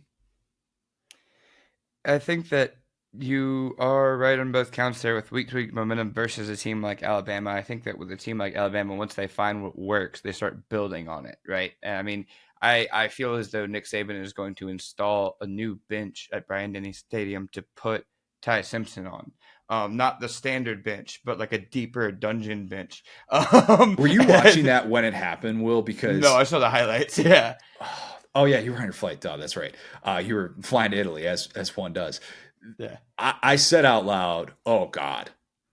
as soon as he waltzed into the end zone, because I wasn't saying it because it had a significant impact on the game. Obviously, the game was over, but that tongue lashing that he probably got behind closed doors from Saban for doing the dumbest play in football. Just hold on to the football. It is not too heavy. I promise you, you can carry it into the end zone. If your legs have gotten you that far to the half-yard line, the 1.5-yard line, wherever you are, I promise you, you can carry that football into the end zone and hold on to it. There's no penalty for being able to carry it through the back of the end zone. You still look cool. You scored a long touchdown. That's the coolest thing you can do on earth. Yeah, and if you black out, like still just do whatever you could possibly do in that moment, except for drop the football. Right. Over. Yeah. And like where I'm going with that is like, this was a team that made miscues and they just kind of had to live with them earlier in the year. But that notwithstanding, which again didn't matter. Like I think it's just funny. Like it's just, it's irrelevant, but will be brought up and will be improved upon. I think this is an Alabama team that is known. They've identified what they're good at. They've identified what they're not so good at. They've started to do more of the first thing. And so, I think that Auburn, as tough as it is, right? Where it's like, okay, looks like you kind of found your starting quarterback. Looks like you're out. And then they have that game last week. I would love nothing more. And okay, 60 minutes is a perfect way to phrase this because I think that this will be a game that tests Nick Saban, tests Alabama. I don't see a way that Auburn wins it. But I'm with you. I think this is the game that they have both been thinking about. Maybe not Saban. I think Saban's probably got a lot more going on. Actually, it's the Texas game. He has, he's had a lot of stuff to think about this year. But I think that when Freeze got this job, when Freeze looked at the schedule, he said, it would be real fun if I could win this one right here. We won't be talking about Robbie Ashford. We'll be talking about, the offense if they can figure this one out. And I think he's one of the few coaches that you could say for a period of time, right, had Saban's number. He had this offense that Saban hadn't quite figured out yet. Now, as he himself said, maybe he's not that guy anymore. Maybe he has different plays. Maybe Saban has seen more of the same plays. But that being said, I would love nothing more than just, hey, let's send Ashford out here as fullback or as RB2 and we're running flea flickers to him, or let's do some wild, crazy stuff. So, I think that this is truly like, I hate to use this as an eval game too, because Hugh doesn't have his guys in. He's done some big things on the recruiting trail, but I think this is where you start to see the hopium. You start to see this is why we brought in Hugh Freeze, that he's a guy who's never been scared of Nick Saban, and 99.9% of the games Nick Saban wins when he walks on the field, shakes the guy's hand, looks at his eyes, and just sees fear. I don't think we'll see that on Saturday. I hope we don't. I really hope we don't. If this is a game plan in which we're thinking, man, I really did not like what Auburn came out and did, and why didn't they take chances? Why were they conservative on fourth down? Why did they think that they were going to be able to run the ball down Bama's throat and not do anything besides that? I'd be really disappointed, because this is an opportunity. It is still an opportunity, even though you don't have your guys. You don't feel like you probably have the offensive identity that you want. And if this is the offensive identity that you want, have mercy on Auburn fans for the next 2-3 years as they discuss that buyout, because what it did last week was just disgusting. But this is still an opportunity, and you only get so many of those. You just do. You only get so many. Empty it all right now. Empty the bag. Empty the bag. Let's see what this can become. Peyton Thorne with his legs. Who knows? Maybe that makes some things happen.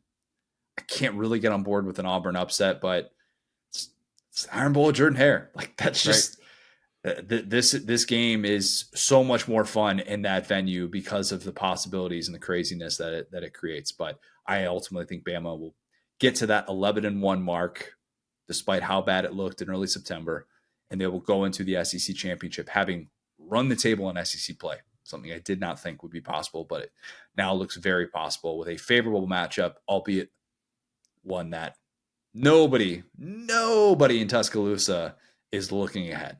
Nobody. Right. You just should. Okay. Lock of the week, Will. Arizona. Oh, Arizona. Love you. Love you so much. Made sure I didn't have to sweat that one out. Noah Fifita addict. I am going to be the biggest Noah Fifita fan through and through. Cam Rising coming back for his senior year. Look, I'm not saying I'm going to pick a favorite child, but those are my children, and I'm okay with that. I love them. They're great. They did whoop on Utah. A Cam Rising list Utah still. -1 was stealing money. He's coming back, by the That's what I'm saying. He's coming back. Those are my guys. Noah Fifita, so Cam Rising. Yeah. I'm good with that. Like those two will be on my preseason top 10 quarterback rankings for sure. Absolutely. So now, lock of the week, 9-3. That is way better than I thought I would be after an 0-2 start. I can say that. Not too shabby. Going to give myself a little pat on the back. Apologies to those who have been fading me since September.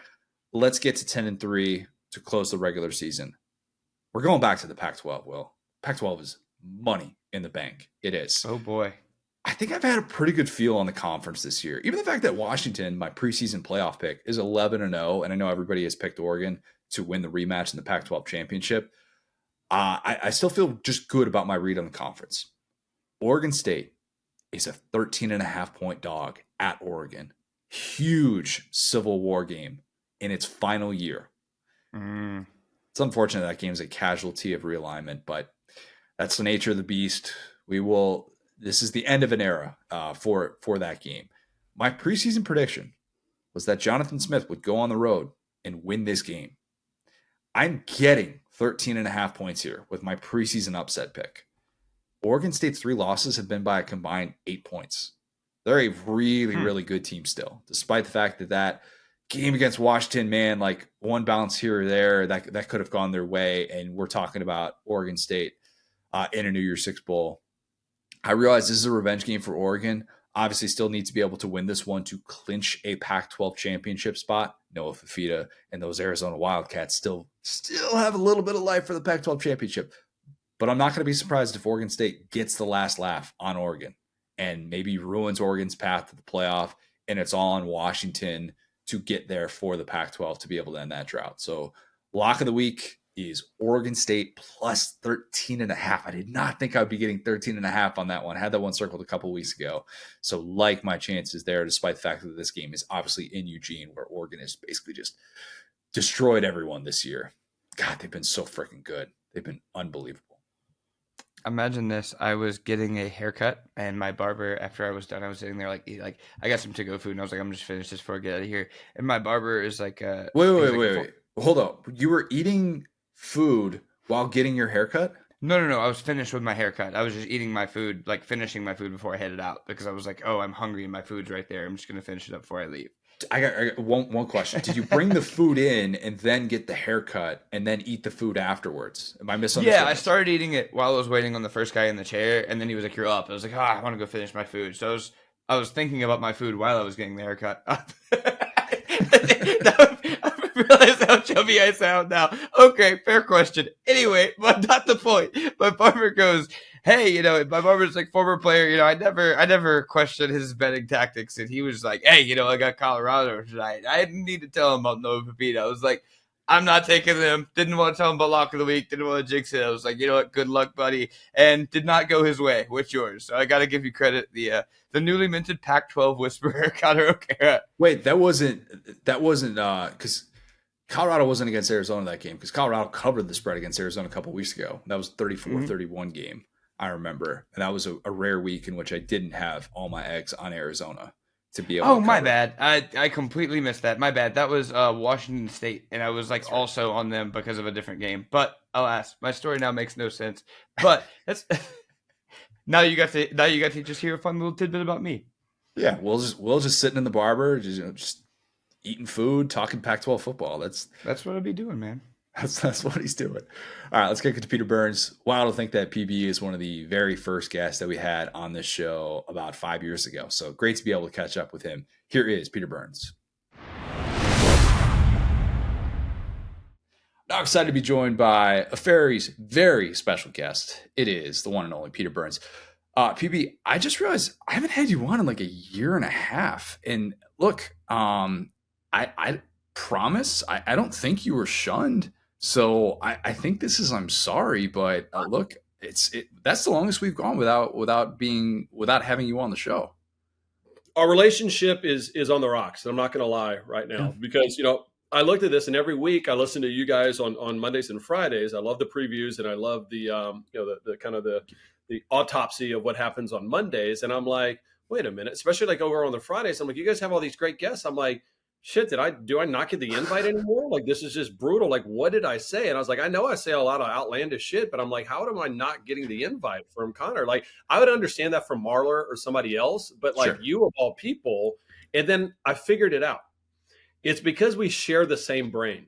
Because I feel like every single time, Connor, I'm about to tweet something, you've either already tweeted it or vice versa. Like we look at things exactly the same. When I listen to the podcast, I'm like, yeah, that's exactly probably what I would say, but a more rational way of putting it. That's the best compliment I've received all day for sure. Maybe all week. It's Monday, so that's really not saying a whole lot. But Really. I do appreciate that. I think there was one time in there in which you were on your way to a golf tournament and I had texted you about coming on, and that one went unresponded. Like you were covering the players or something like that for ESPN. You were at a tournament a few months PGA back. Championship. Yeah. That okay, so that's on me though. That I gotta know. Your PB, of course, you're doing golf coverage for ESPN. I can't assume that you're going to be available to come on my little show when you've got big time responsibilities like that. And by big time responsibilities, like just dunking on Doring anytime that he loses our LSU Florida wager. But I'm happy I'm here, man. And this is a hell of a week too, right? Rivalry week coming up. You had kind of some chaos go down for last weekend. You got Heisman Trophy stuff. Like this is like I'd rather you save the invites for like week 12 and week 13 than like run me out like week 2 or something like I'm Chattanooga or something like that. So I appreciate that. Why does CD keep betting with you? This has to Because he end. loves it. He loves it. I mean, like it's all the attention that he wants is there. Like he gets to go after his favorite team, and he gets to fully 100%, pull for them. And again, like the only thing is the fact of I think now we gotten to a point where he would almost be disappointed if he didn't get the attention that is brought upon him for losing that game every single year. But it's not just football. It's not just the fact that LSU is rocking its longest win streak ever against Florida, now at 5 games. It's the fact that it carried into baseball too. We had the College World Series bet, and everybody saw CD flying in full LSU uniform. I actually think he hates this because of the simple fact that he's being forced to, in most of these situations where he's losing a bet, he's being forced to wear a shirt. And I know that alone just makes him very, very frustrated. It's tough. I mean, honestly, like he always wants me to order the medium size costume so that way it would fit a little snug and look good on television for his Instagram. But all joking aside, man, I mean, like that's my boy, and it's always funny about how many people will call or tweet or like run into us in public when we're at events and be like, "Do y'all really hate each other? Like we can't figure it out. Like the way that you guys like completely fight with each other." And I'm like, "Yeah, it's basically like two brothers. Like we're siblings. Like I'm gonna give him hell, he's gonna give me hell. Like I always know though when Doring is giving me hell, and or like I've crossed the line with him where he's upset because when he's upset, his throw to is how much tape do you watch? Like, buddy, I watch zero tape. Like I am a fan that's living their dream with a microphone in front of me and on camera. Like it's ridiculous. I've made it this far in my career like that. Like I have no professional broadcasting experience whatsoever. I've just kind of faked my way all the way up to here. And so I can tell when he drops oh, how much did you see that on tape or anything along those lines? That's when I've really gotten him pretty good. And he's like, back off, buddy. That's his tell. Okay, true or false? You went to Baton Rouge with the sole purpose of getting a Jayden Daniels game used jersey to add to your man cave. Can't confirm nor deny that. It was funny because that game was incredible, and it's weird because when you experience things in two different ways, right? Like when you go to a game, you're there, you're not watching really any of the other games that are going on because you're so caught up in the tailgating and the fun and just drinking it all in. And I'm trying to stay off my phone and just kind of live that moment. And then you watch that game, and you're like, holy hell, like that was impressive. The two long runs that Jayden have, I'm like, man, that is really good.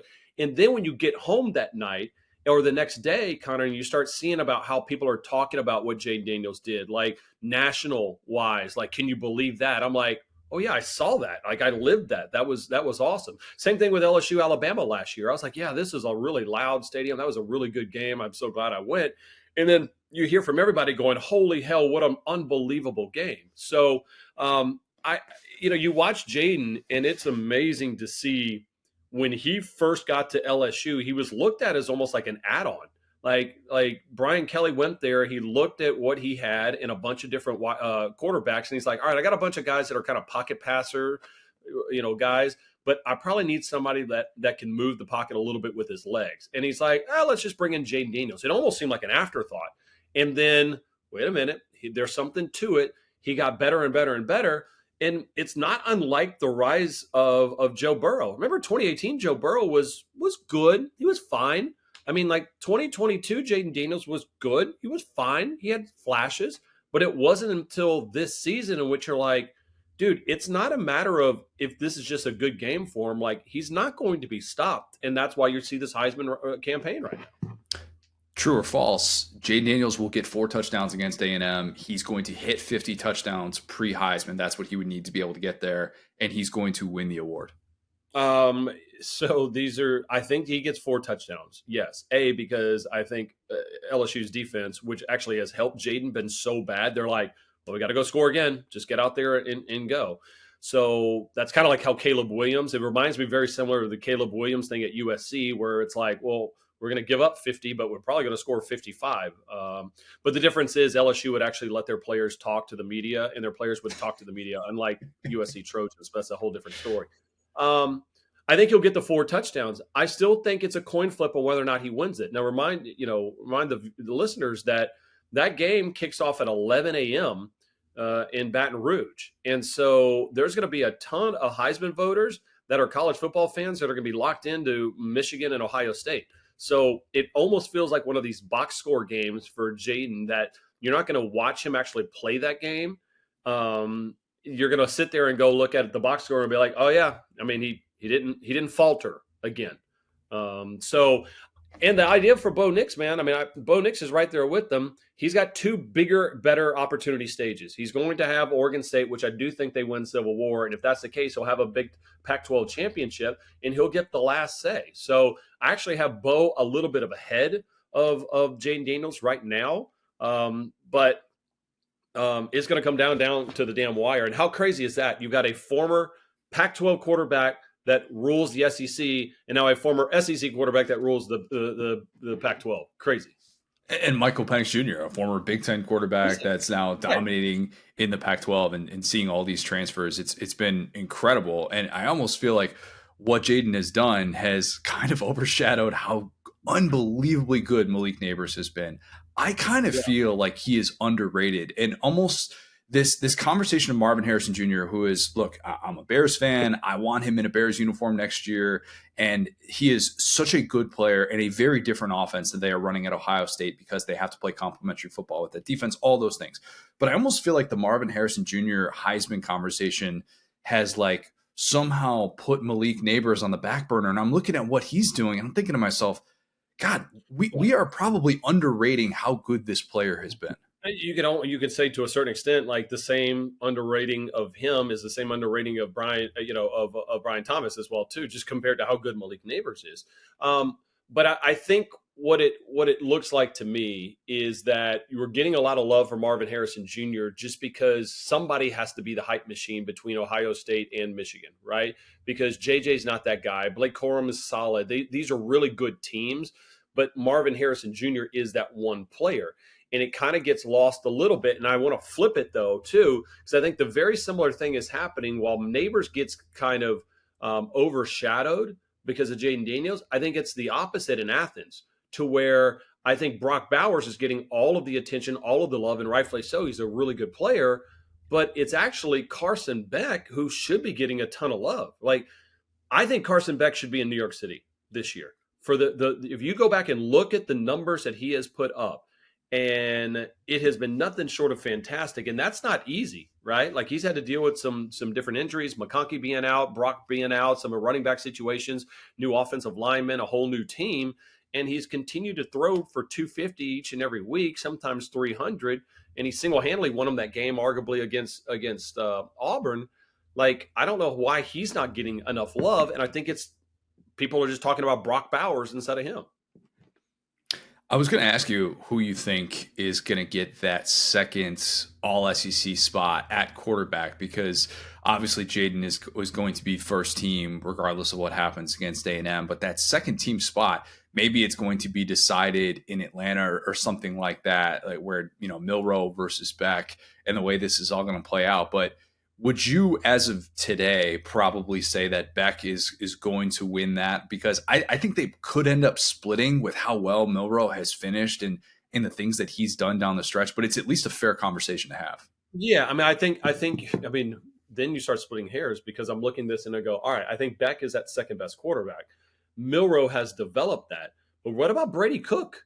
Like Brady Cook and the job that he has done just almost as a team leader. Now, he hasn't done what Milroe has done and Beck has done, especially when it comes to stats. But if you ask me about what that player needs, means to that team, like Carson Beck is unbelievable. Okay.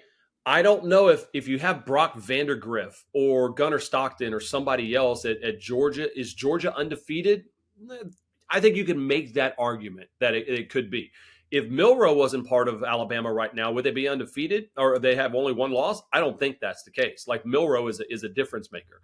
And for Brady Cook, would they have this for Missouri? If Brady Cook wasn't on this team and it was Sam Horn on this squad, I don't think they're having nearly this successful season. So it's a matter of like stats versus who's really good versus also who means the most to their team. And arguably, and then you can say Graham Mertz the same way. Like Graham Mertz did a great job. I mean, he's much farther down the list and they haven't won that many games, but Kentucky would have killed to have Graham Mertz instead of Devin Leary this year. God, what a weird sentence that is, man. What a weird sentence that is. You're not wrong. And look, I'm probably going to put together a list of most disappointing players in the SEC this year, and Leary has to be the quarterback because, look, I was saying preseason all SEC guy. I think he should start there. I think he should finish there. All these different things, but so much of this and so much of the conversations that we're having now, it's about who rises above expectations the most, and that's kind of what plays into some of these awards. SEC Coach of the Year is actually not that. If you look at the last 4 winners, they've all been national championship winners who have won that. Yeah. So for those who say that it's over and done with Drink winning that award, I would say I wouldn't say the hay is in the barn yet necessarily, because Saban and Kirby have had to go through theirs. But where would your vote be right now if you had one? Yeah, it's Drink for me, and one of the reasons why is a lot of times just like, well, it's not Saban, it's not Kirby because they've recruited so well, and people will go, well, wait a minute, that's part of the job, right? Like that's why you deserve to be a Coach of the Year. But I think the semantics of it is Coach of the Year. Like what's made Saban and what made Kirby so good this year is the work they did 3, 4, 5 years ago in the recruiting trails that brought these guys here.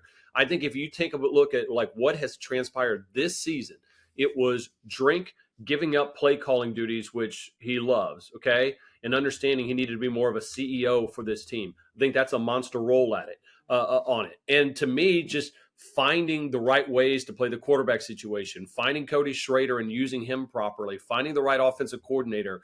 Like I know that Saban and Kirby had to do all of those things, but compared to what I thought they were going to do this season, I did not expect to see Drink sitting on the case or perhaps an 11-win season. That's unreal. You picked Bama to beat your LSU Tigers. Are you leaning Bama to beat Georgia in Atlanta? I know it's early for a pick, and you're probably going to wait and see how those injuries play out. But is that where you're leaning? Georgia in every single game in modern history until they prove me wrong. Every single game you can ask me, who do you think is going to win this game? And I'm going to pick Georgia. We might go to 2025 until I see that, because they get bigger, better, and stronger each week. Right. I mean, like, again, I play a lot of video games and I've used this line before, but like sometimes when you get kind of bored with a video game, you're just kind of sitting back and you're just killing time. But then all of a sudden, if there's a level that's really hard, you like sit up, and it's that meme where you grab the controller and you're like, okay, you have all of my attention. Well, that's the last couple of weeks for Georgia. And they don't blink, dude. Like they don't turn the ball over. They don't beat themselves with penalties. And I'm like, with the way recruiting is, it feels like they got 9,000 5-star recruits that are getting ready to come in. And oh, by the way, God forbid if they miss somebody in the early signing period, they'll get them on the late signing period. And God forbid if they miss there, then they'll get the transfer portal, right? Like they're taking number 1 wide receivers off of other teams. And they're like, all right, love it. You can kind of play. Rah, come on over here. You guys are option number 5 and 6. I mean, I don't think it's out of the realm of possibility that we're witnessing history right now, in that at the end of their careers, you'll see Kirby Smart with more national championships than Nick Saban. I believe that. The path to get there is going to continue to be what Kirby has fought against. It's not just complacency. What is your response if that 10-2 season does happen? That to me is what has made Saban the greatest coach that we have ever seen in modern history, and handling the expectations, being able to deal with the ebbs and flows, adapt or die, all those different things. But how does Kirby treat that 10-2 type season if it eventually comes? Because look, 2020 was that year in which he did have to do some reevaluating. You did have to look up, and he had already made that change though in 2019 with modernizing the offense, bringing in Todd Monken. They had the scheme in place in 2020. They just didn't have the quarterback that could execute it. But seeing that is going to determine where this thing goes. But I can't even push back on that. I can't push back on you saying that, because this run is truly historic. And, I almost feel like Georgia with Selection Sunday, the way that this could play out, and for all those people that are saying, oh, yeah, 1-loss team, 1-loss Georgia with that schedule, like you can't have them in the field. I've pushed back on that at every turn. But is there that world in which you think the SEC could get left out of the playoff if Georgia loses to Bama and Texas wins out? It's interesting. The only way that I can see that is that if Georgia would get the doors blown off of them in Atlanta. I mean, and we're talking, Alabama wins that game 42-21, and Georgia looks just out of sorts, right? And still you have FSU win out. You have a Pac-12 undefeated champion. You have a undefeated champion in the Big Ten championship. So you're saying, hey, we got 3 other undefeateds that are all conference championships. It's Washington, it's Michigan, and FSU looks like 2014 Ohio State with a backup quarterback after the Jordan Travis injury, which sucks. And then the committee says, man, I just can't bring it to myself to put in a 12-1 Texas that's a Big 12 champion who went on the road to Alabama and won by double digits. I can't put Alabama ahead of them.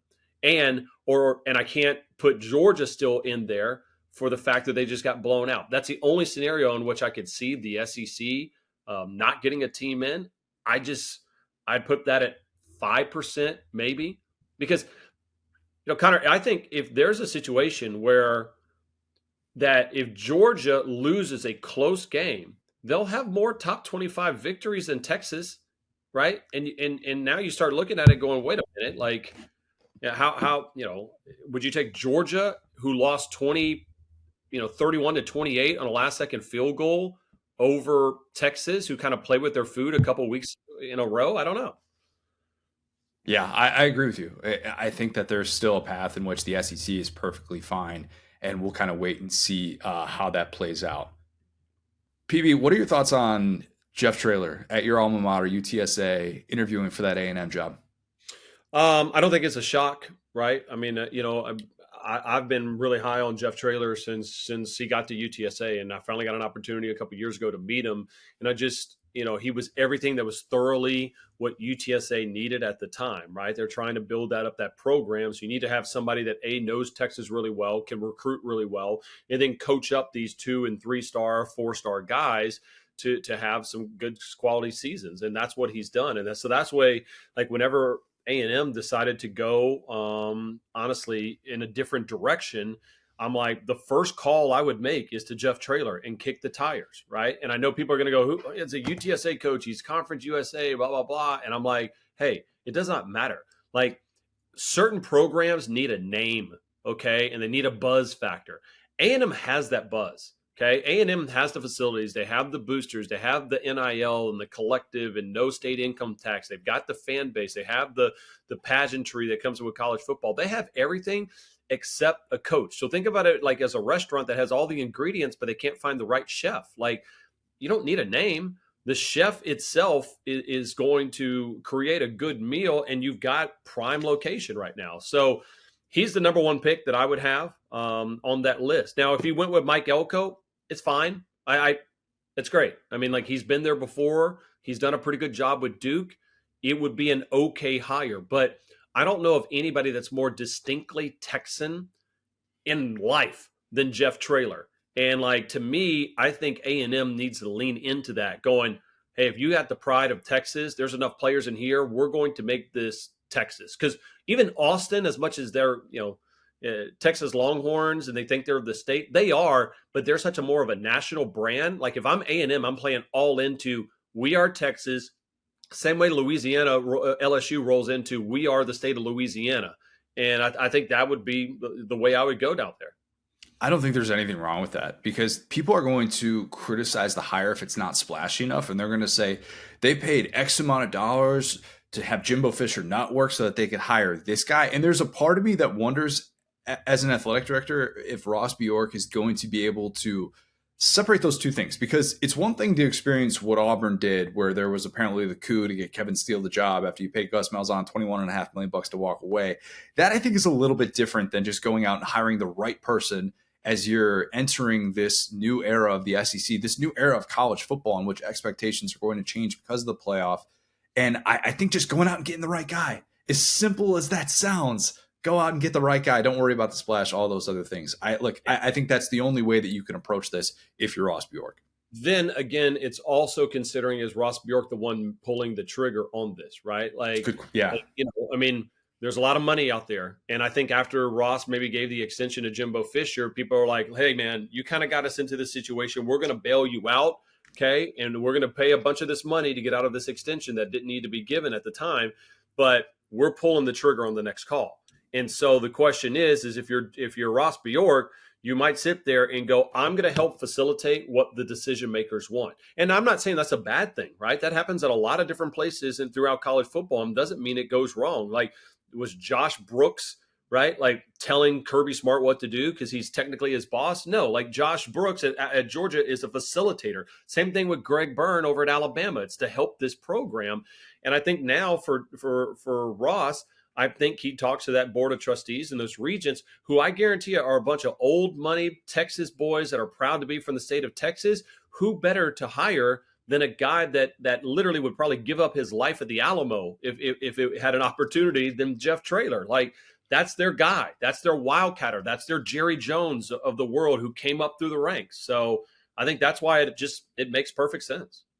Mississippi State, do you have a favorite candidate there in terms of like maybe favorite is the wrong way to phrase it, but somebody that you're telling yourself this is the guy for that job, and if they don't get this person, I'll be slightly disappointed. It's tough. I mean, because Leach was just such a unique hire that kind of that worked on different levels. I mean, Mullen, again, those are offensive minded guys. I mean, the two names that come to mind, Jimmy Chadwell, because he has a fun offense at Coastal and then now at Liberty, and he's had some success. Joe Judge makes sense to a certain extent because he was out there. Remember, NFL coach. There's always a good pipeline of players from Starkville that go to the NFL and have success at the NFL. So that's a selling point that you can have. I think in Starkville, you have to have something unique to bring to the table. Okay. And I think that's why Arnett just wasn't that guy, and he was putting it into a tough spot. But Chadwell's offense is unique. Joe Judge's Rolodex in the NFL is something that's unique. So I do know Zach Selman pretty, I don't know him well, but everybody that I've talked to that has worked with him either here or over at Oklahoma says this guy is legit. And I don't see him going and, hiring Dan Mullen. I don't see him doing a retread as your first major hire as an athletic director. I think that doesn't show how smart you are, right? Like, how smart you are for Zach Selman is finding out, hey, this guy fits, and all of a sudden we're winning 10 games and we're in the college football playoff discussion. I don't think Dan Mullen is that guy right now.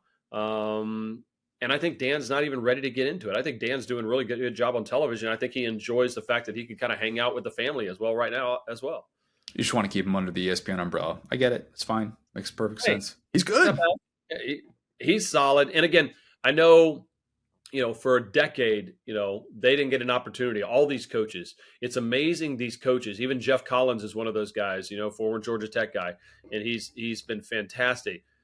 The happiness they have of being able to do everything that they've never been able to do before, travel during parts of the year, see ball games with their kids, like go on vacations. That's fun. And it also helps that they also got a bunch of buyout money as well too. So, not Jimbo money, but they're doing okay. Yeah, it's my book idea, my year in the life of the buyout paid head coach that eventually I will write. And people like Jeff Collins and Mullen and Chizik, obviously, would be those people, getting to talk to those people who've experienced it. It's fascinating because it changes your entire perspective of the sport and changes your desire to want to get back into it. Yeah, and again, I want to piggyback on that idea, and I want to create a Netflix series that is just like house hunters for college football coaches with buyouts, of like, what's the outlandish things that they are buying once all of a sudden. It's literally like a video screen of like Jimbo getting a text on his phone from his bank going, "You've been deposited $19 million. And it's like, well, let's go shopping today, boys. And we take the camera crew out, and he's just like, I'll take one of those. Like, that's the show that I want. Can you imagine getting that call from Jimbo's bank and they're like, wait a minute, you just got how much money, sir? Yeah, spend whatever you want. In fact, whatever, any other side funds, you know what? We got a home for you here at Bank X, but that call would just be incredible. Yeah. All right, we're going to have a bunch of, and he'll just go real fast. Oh, they're going to be paying me $7.5 million for the rest of the couple of years. So there's going to be a bunch of different deposits, and that's not going to be a problem. Total Jimbo. Like, what do you mean? You want to buy a state? You think Jimbo watched the Abilene Christian game? No. I think he did. I think he's a football guy, and I think that while our human element would be like, dude, go get in a deer stand somewhere, turn off the phone, go relax, all of that, I don't think Jimbo is built that way. I think literally Jimbo is going to watch that game and like almost like sadomasochist style, just watch it going, wow, we can't believe we did this, or I'm pulling for this guy. Like I think Jimbo's a good dude. I think Jimbo took A&M almost as a way to get out of FSU, right? And that's why when people brought up Dabo Swinney's name, and I was like, no, you can't go hire Dabo Swinney at Clemson, because I feel like he would be trying to get away from Clemson right now. And you can't go back-to-back hires. Like, you need a guy that really wants to be at A&M, not kind of well, it didn't work out here. I'm a really good coach, though. Let's go try this. Such a tough thing to navigate if you're an AD. Like, it is a really, really hard thing. If you had just told anyone, 6 years ago, hey, this is how this is going to pan out, you'd be like, wait a minute, what? With Jimbo Fisher? Like, nobody was criticizing the hire at the time. So perfectly understood. Yeah. Last one for you. Ham or turkey at Thanksgiving? I'm still turkey. I mean, we go both, right? So you got options at that point. So the Cajun fried turkey is clearly number one on my power rankings. That is awesome. But yeah, because I need the truffetine or whatever it's called, whatever's going to put me like, the best part of Thanksgiving is not the meal, it's the nap. And so like tryptophan. Tryptophan, yeah. Whatever that is. Like, I need that in my life more than I actually need the ham or the turkey. Like, if I could just get that and bottle it up and just like take it like a 5-hour energy drink, but the opposite, where it just puts you to bed, like, I'm in. I was thinking you were telling me about a Cajun spice. And so that's why my brain is like, spinning a little bit. Like, tryptophan. Yeah, that's what he's talking about. That's what it is. It puts you to bed. Yeah, exactly. PB, you're the best, man. Appreciate it. We will not wait a year and a half to do this again. I promise. Fingers crossed. All right. Thanks, man. Lad of the week. Bet you a lot of people listening do not know where I'm going with this one, but Gary Danielson is my lad of the week. The final SEC on CBS regular season game is the Iron Bowl. Still the SEC's championship, so you're not totally getting rid of Gary just yet. And if you really want to be able to flip over to Big Ten on CBS next year and catch Gary, you can do that if you really, really miss him. But it's going to sound like I'm saying this just because we had him on in July, but I think we're all going to miss Gary a little bit. I really do. I do. You know how in The Office, Michael's arc was that he was the guy that nobody could stand and he made you cringe early. And it wasn't until he was leaving, really season 7, they kind of tied up a lot of loose ends. I love the writing in season 7. I will praise it till I am old and gray. But I loved the fact that we realized the value of Michael and having this force that we could all kind of look at and go, oh God. And it made the show so fun. And within the dynamic of obviously The Office itself, they were all like, oh my God, we're being run by this absolute idiot. I am not comparing Gary to the great Michael Gary Scott. I'm not. Fellow Gary. I am saying that we as fans sometimes need that outlet that unites all of us. That call it a whipping boy, if you will, if you want. That's a phrase that's been used before. We're not going to get that with the ESPN package. We're just not. I was trying to think if there is somebody who can fill the Gary role where fans can just shift all their frustration to. And it can't just be someone like RG3, because I think if he was on the big SEC game every single week, that would be different. But I think part of the reason that Gary was so universally hated by a lot of people was that he was on the biggest SEC game every single Saturday. If RG3 stepped into a role like that, he would be my top choice to become new public enemy number 1 among SEC announcers to fill the Gary role, so to speak. He doesn't really fit that vibe, at least in his current role, where he's not doing that on a weekly basis, calling an SEC game. I don't think McElroy has that much dislikability. I don't. Strawberry pretzel salad might have that kind of dislikability, but I don't think McElroy itself, I don't think he does. You know where I stand with Tom, Jordan, and Cole. Those guys are untouchable. They rule. Yeah. Jesse Palmer, if he's not sneaking away to do things for The Bachelor, allegedly, probably wouldn't be that guy. I was saying this to Lauren. I think of all the things that Jesse does, and he does 1.5 million things for the ABC ESPN network. I think of everything he does, breaking down football is actually the thing he does best. because he understands so many different things. I actually think he's pretty good in the booth, despite the fact that everybody kind of gives him crap for the Bachelor stuff and, Good Morning America, all that, whatever.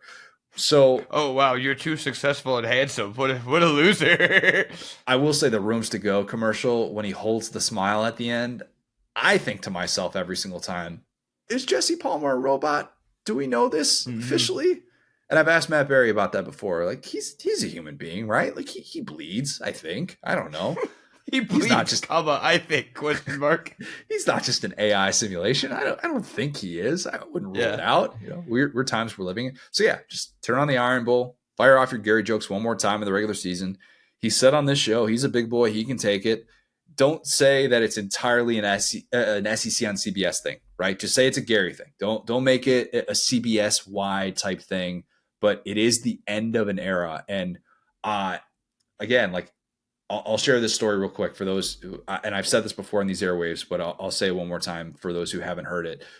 I think back to 15 years ago, and I was watching earlier that day I was at the Central Michigan Indiana football game with my brother. My brother was in town for the weekend, and it's a gray, cloudy, gross day, and we watched gray, cloudy, gross football.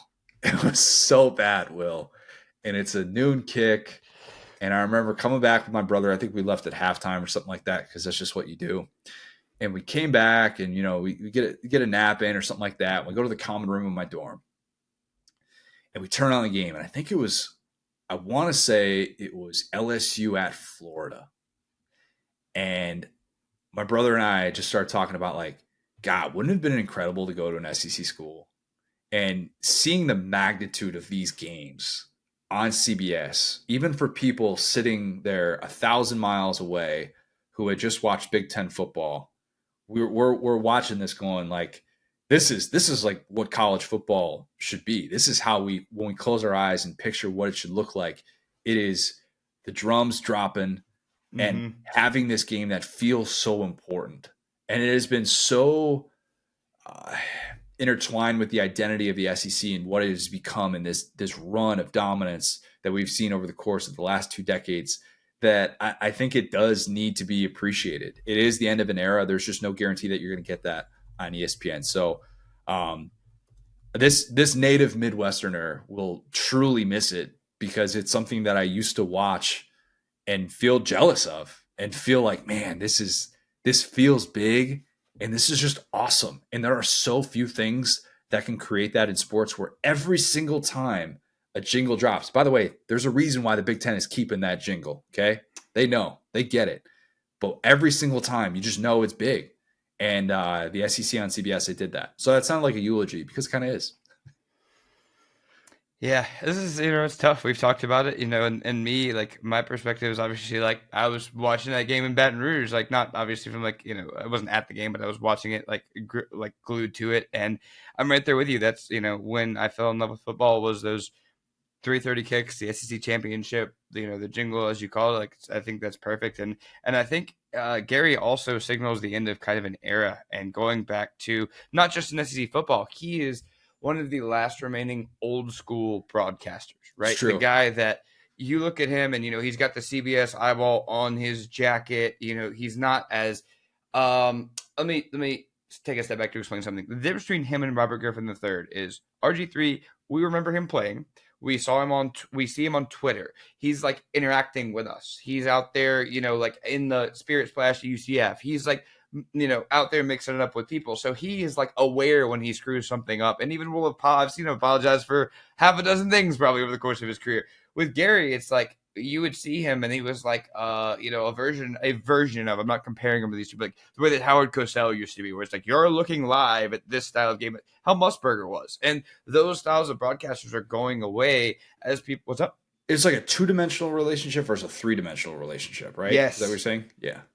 Exactly. Yeah, breaking they call it, like, the fourth wall on television. Yeah. Like with Gary, he'll never hear you criticize him. He won't. He's going to get off the broadcast, go home, go back to his life. He's not thinking about what, was it Toast or whatever said on the message board. Whereas RG3, he's so dialed in, and a lot of networks are going towards those people who are more socially, engaged on TikTok, on Twitter, talking to people, taking fan questions, because it's free advertising. A guy like Gary could never happen again, because those guys are now encouraged to do multimedia journalism. So I think you're right on the money there. Yeah, it's a good point, and it's one that it will not sink in, and many people will celebrate the fact they don't have to listen to Gary on a given Saturday. But I don't know, man. Like there are those moments, and then there are going to be other moments where you're thinking to yourself, "This is just different. It's just different, and it doesn't feel quite the same." The nostalgia factor will be there for SEC on CBS in so many different ways, and I didn't grow up in the Jefferson Pilot era, so I can't speak to that in ways. Pilot Sports, Dude, yep. Like I can't speak to that in the ways that you and Marler and so many listeners of this show can. So I won't pretend to understand that, but I do feel like I've gotten a good understanding of SEC on CBS, and I will miss it. I'm going to miss it so much, and I'm not trying to dog ESPN. I love so many people that do great work over there, and I'm excited for the opportunities that are going to come for those people. And with this new expansion, seeing those commercials all the time, but yeah, it's the changing the guard for sure. Yeah, I'm right there with you. For my lad of the week, I was telling you I thought you were gonna get one of these two guys, so I'll shout both of them out quickly. Obviously our boy, the thicker kicker. I feel like that nickname was uttered 100 times on air. And imagine again me on an airplane, terrible Wi-Fi service, explaining to like my friends around me, my group around me, like, no, this guy, this is a kicker. He's gonna kick a ball. I'm gonna let you know how it goes because we can't watch it together, but he's really good. And they're like, I was like, no, he hit the longest kick in SEC history. And what a perfect guy from Mizzou. What a perfect guy that has just been their folk hero. I think he's awesome. I hope he has a future at the next level. He's certainly shown the power. I think the consistency hasn't been, that of like Hoover great at Alabama. What's his name? Hoover great kicker at Alabama? We're not talking Will Reichert. Will Reichert? Yeah, Will Reichert went to Hoover. Yeah. I didn't know he went to Hoover. Oh, I didn't realize. Oh, yeah. Everybody went to Hoover, it feels like. Everybody went to Hoover. But yeah, he's not quite as consistent as a Will Reichert been, but the big plays, when you need a game-winning field goal, he feels like he's been that guy. So it's so cool to see his development and kind of the rise of Mizzou with him, Luther Burden, Brady Cook, the guys that were all kind of there through all of it. It's always great to see that.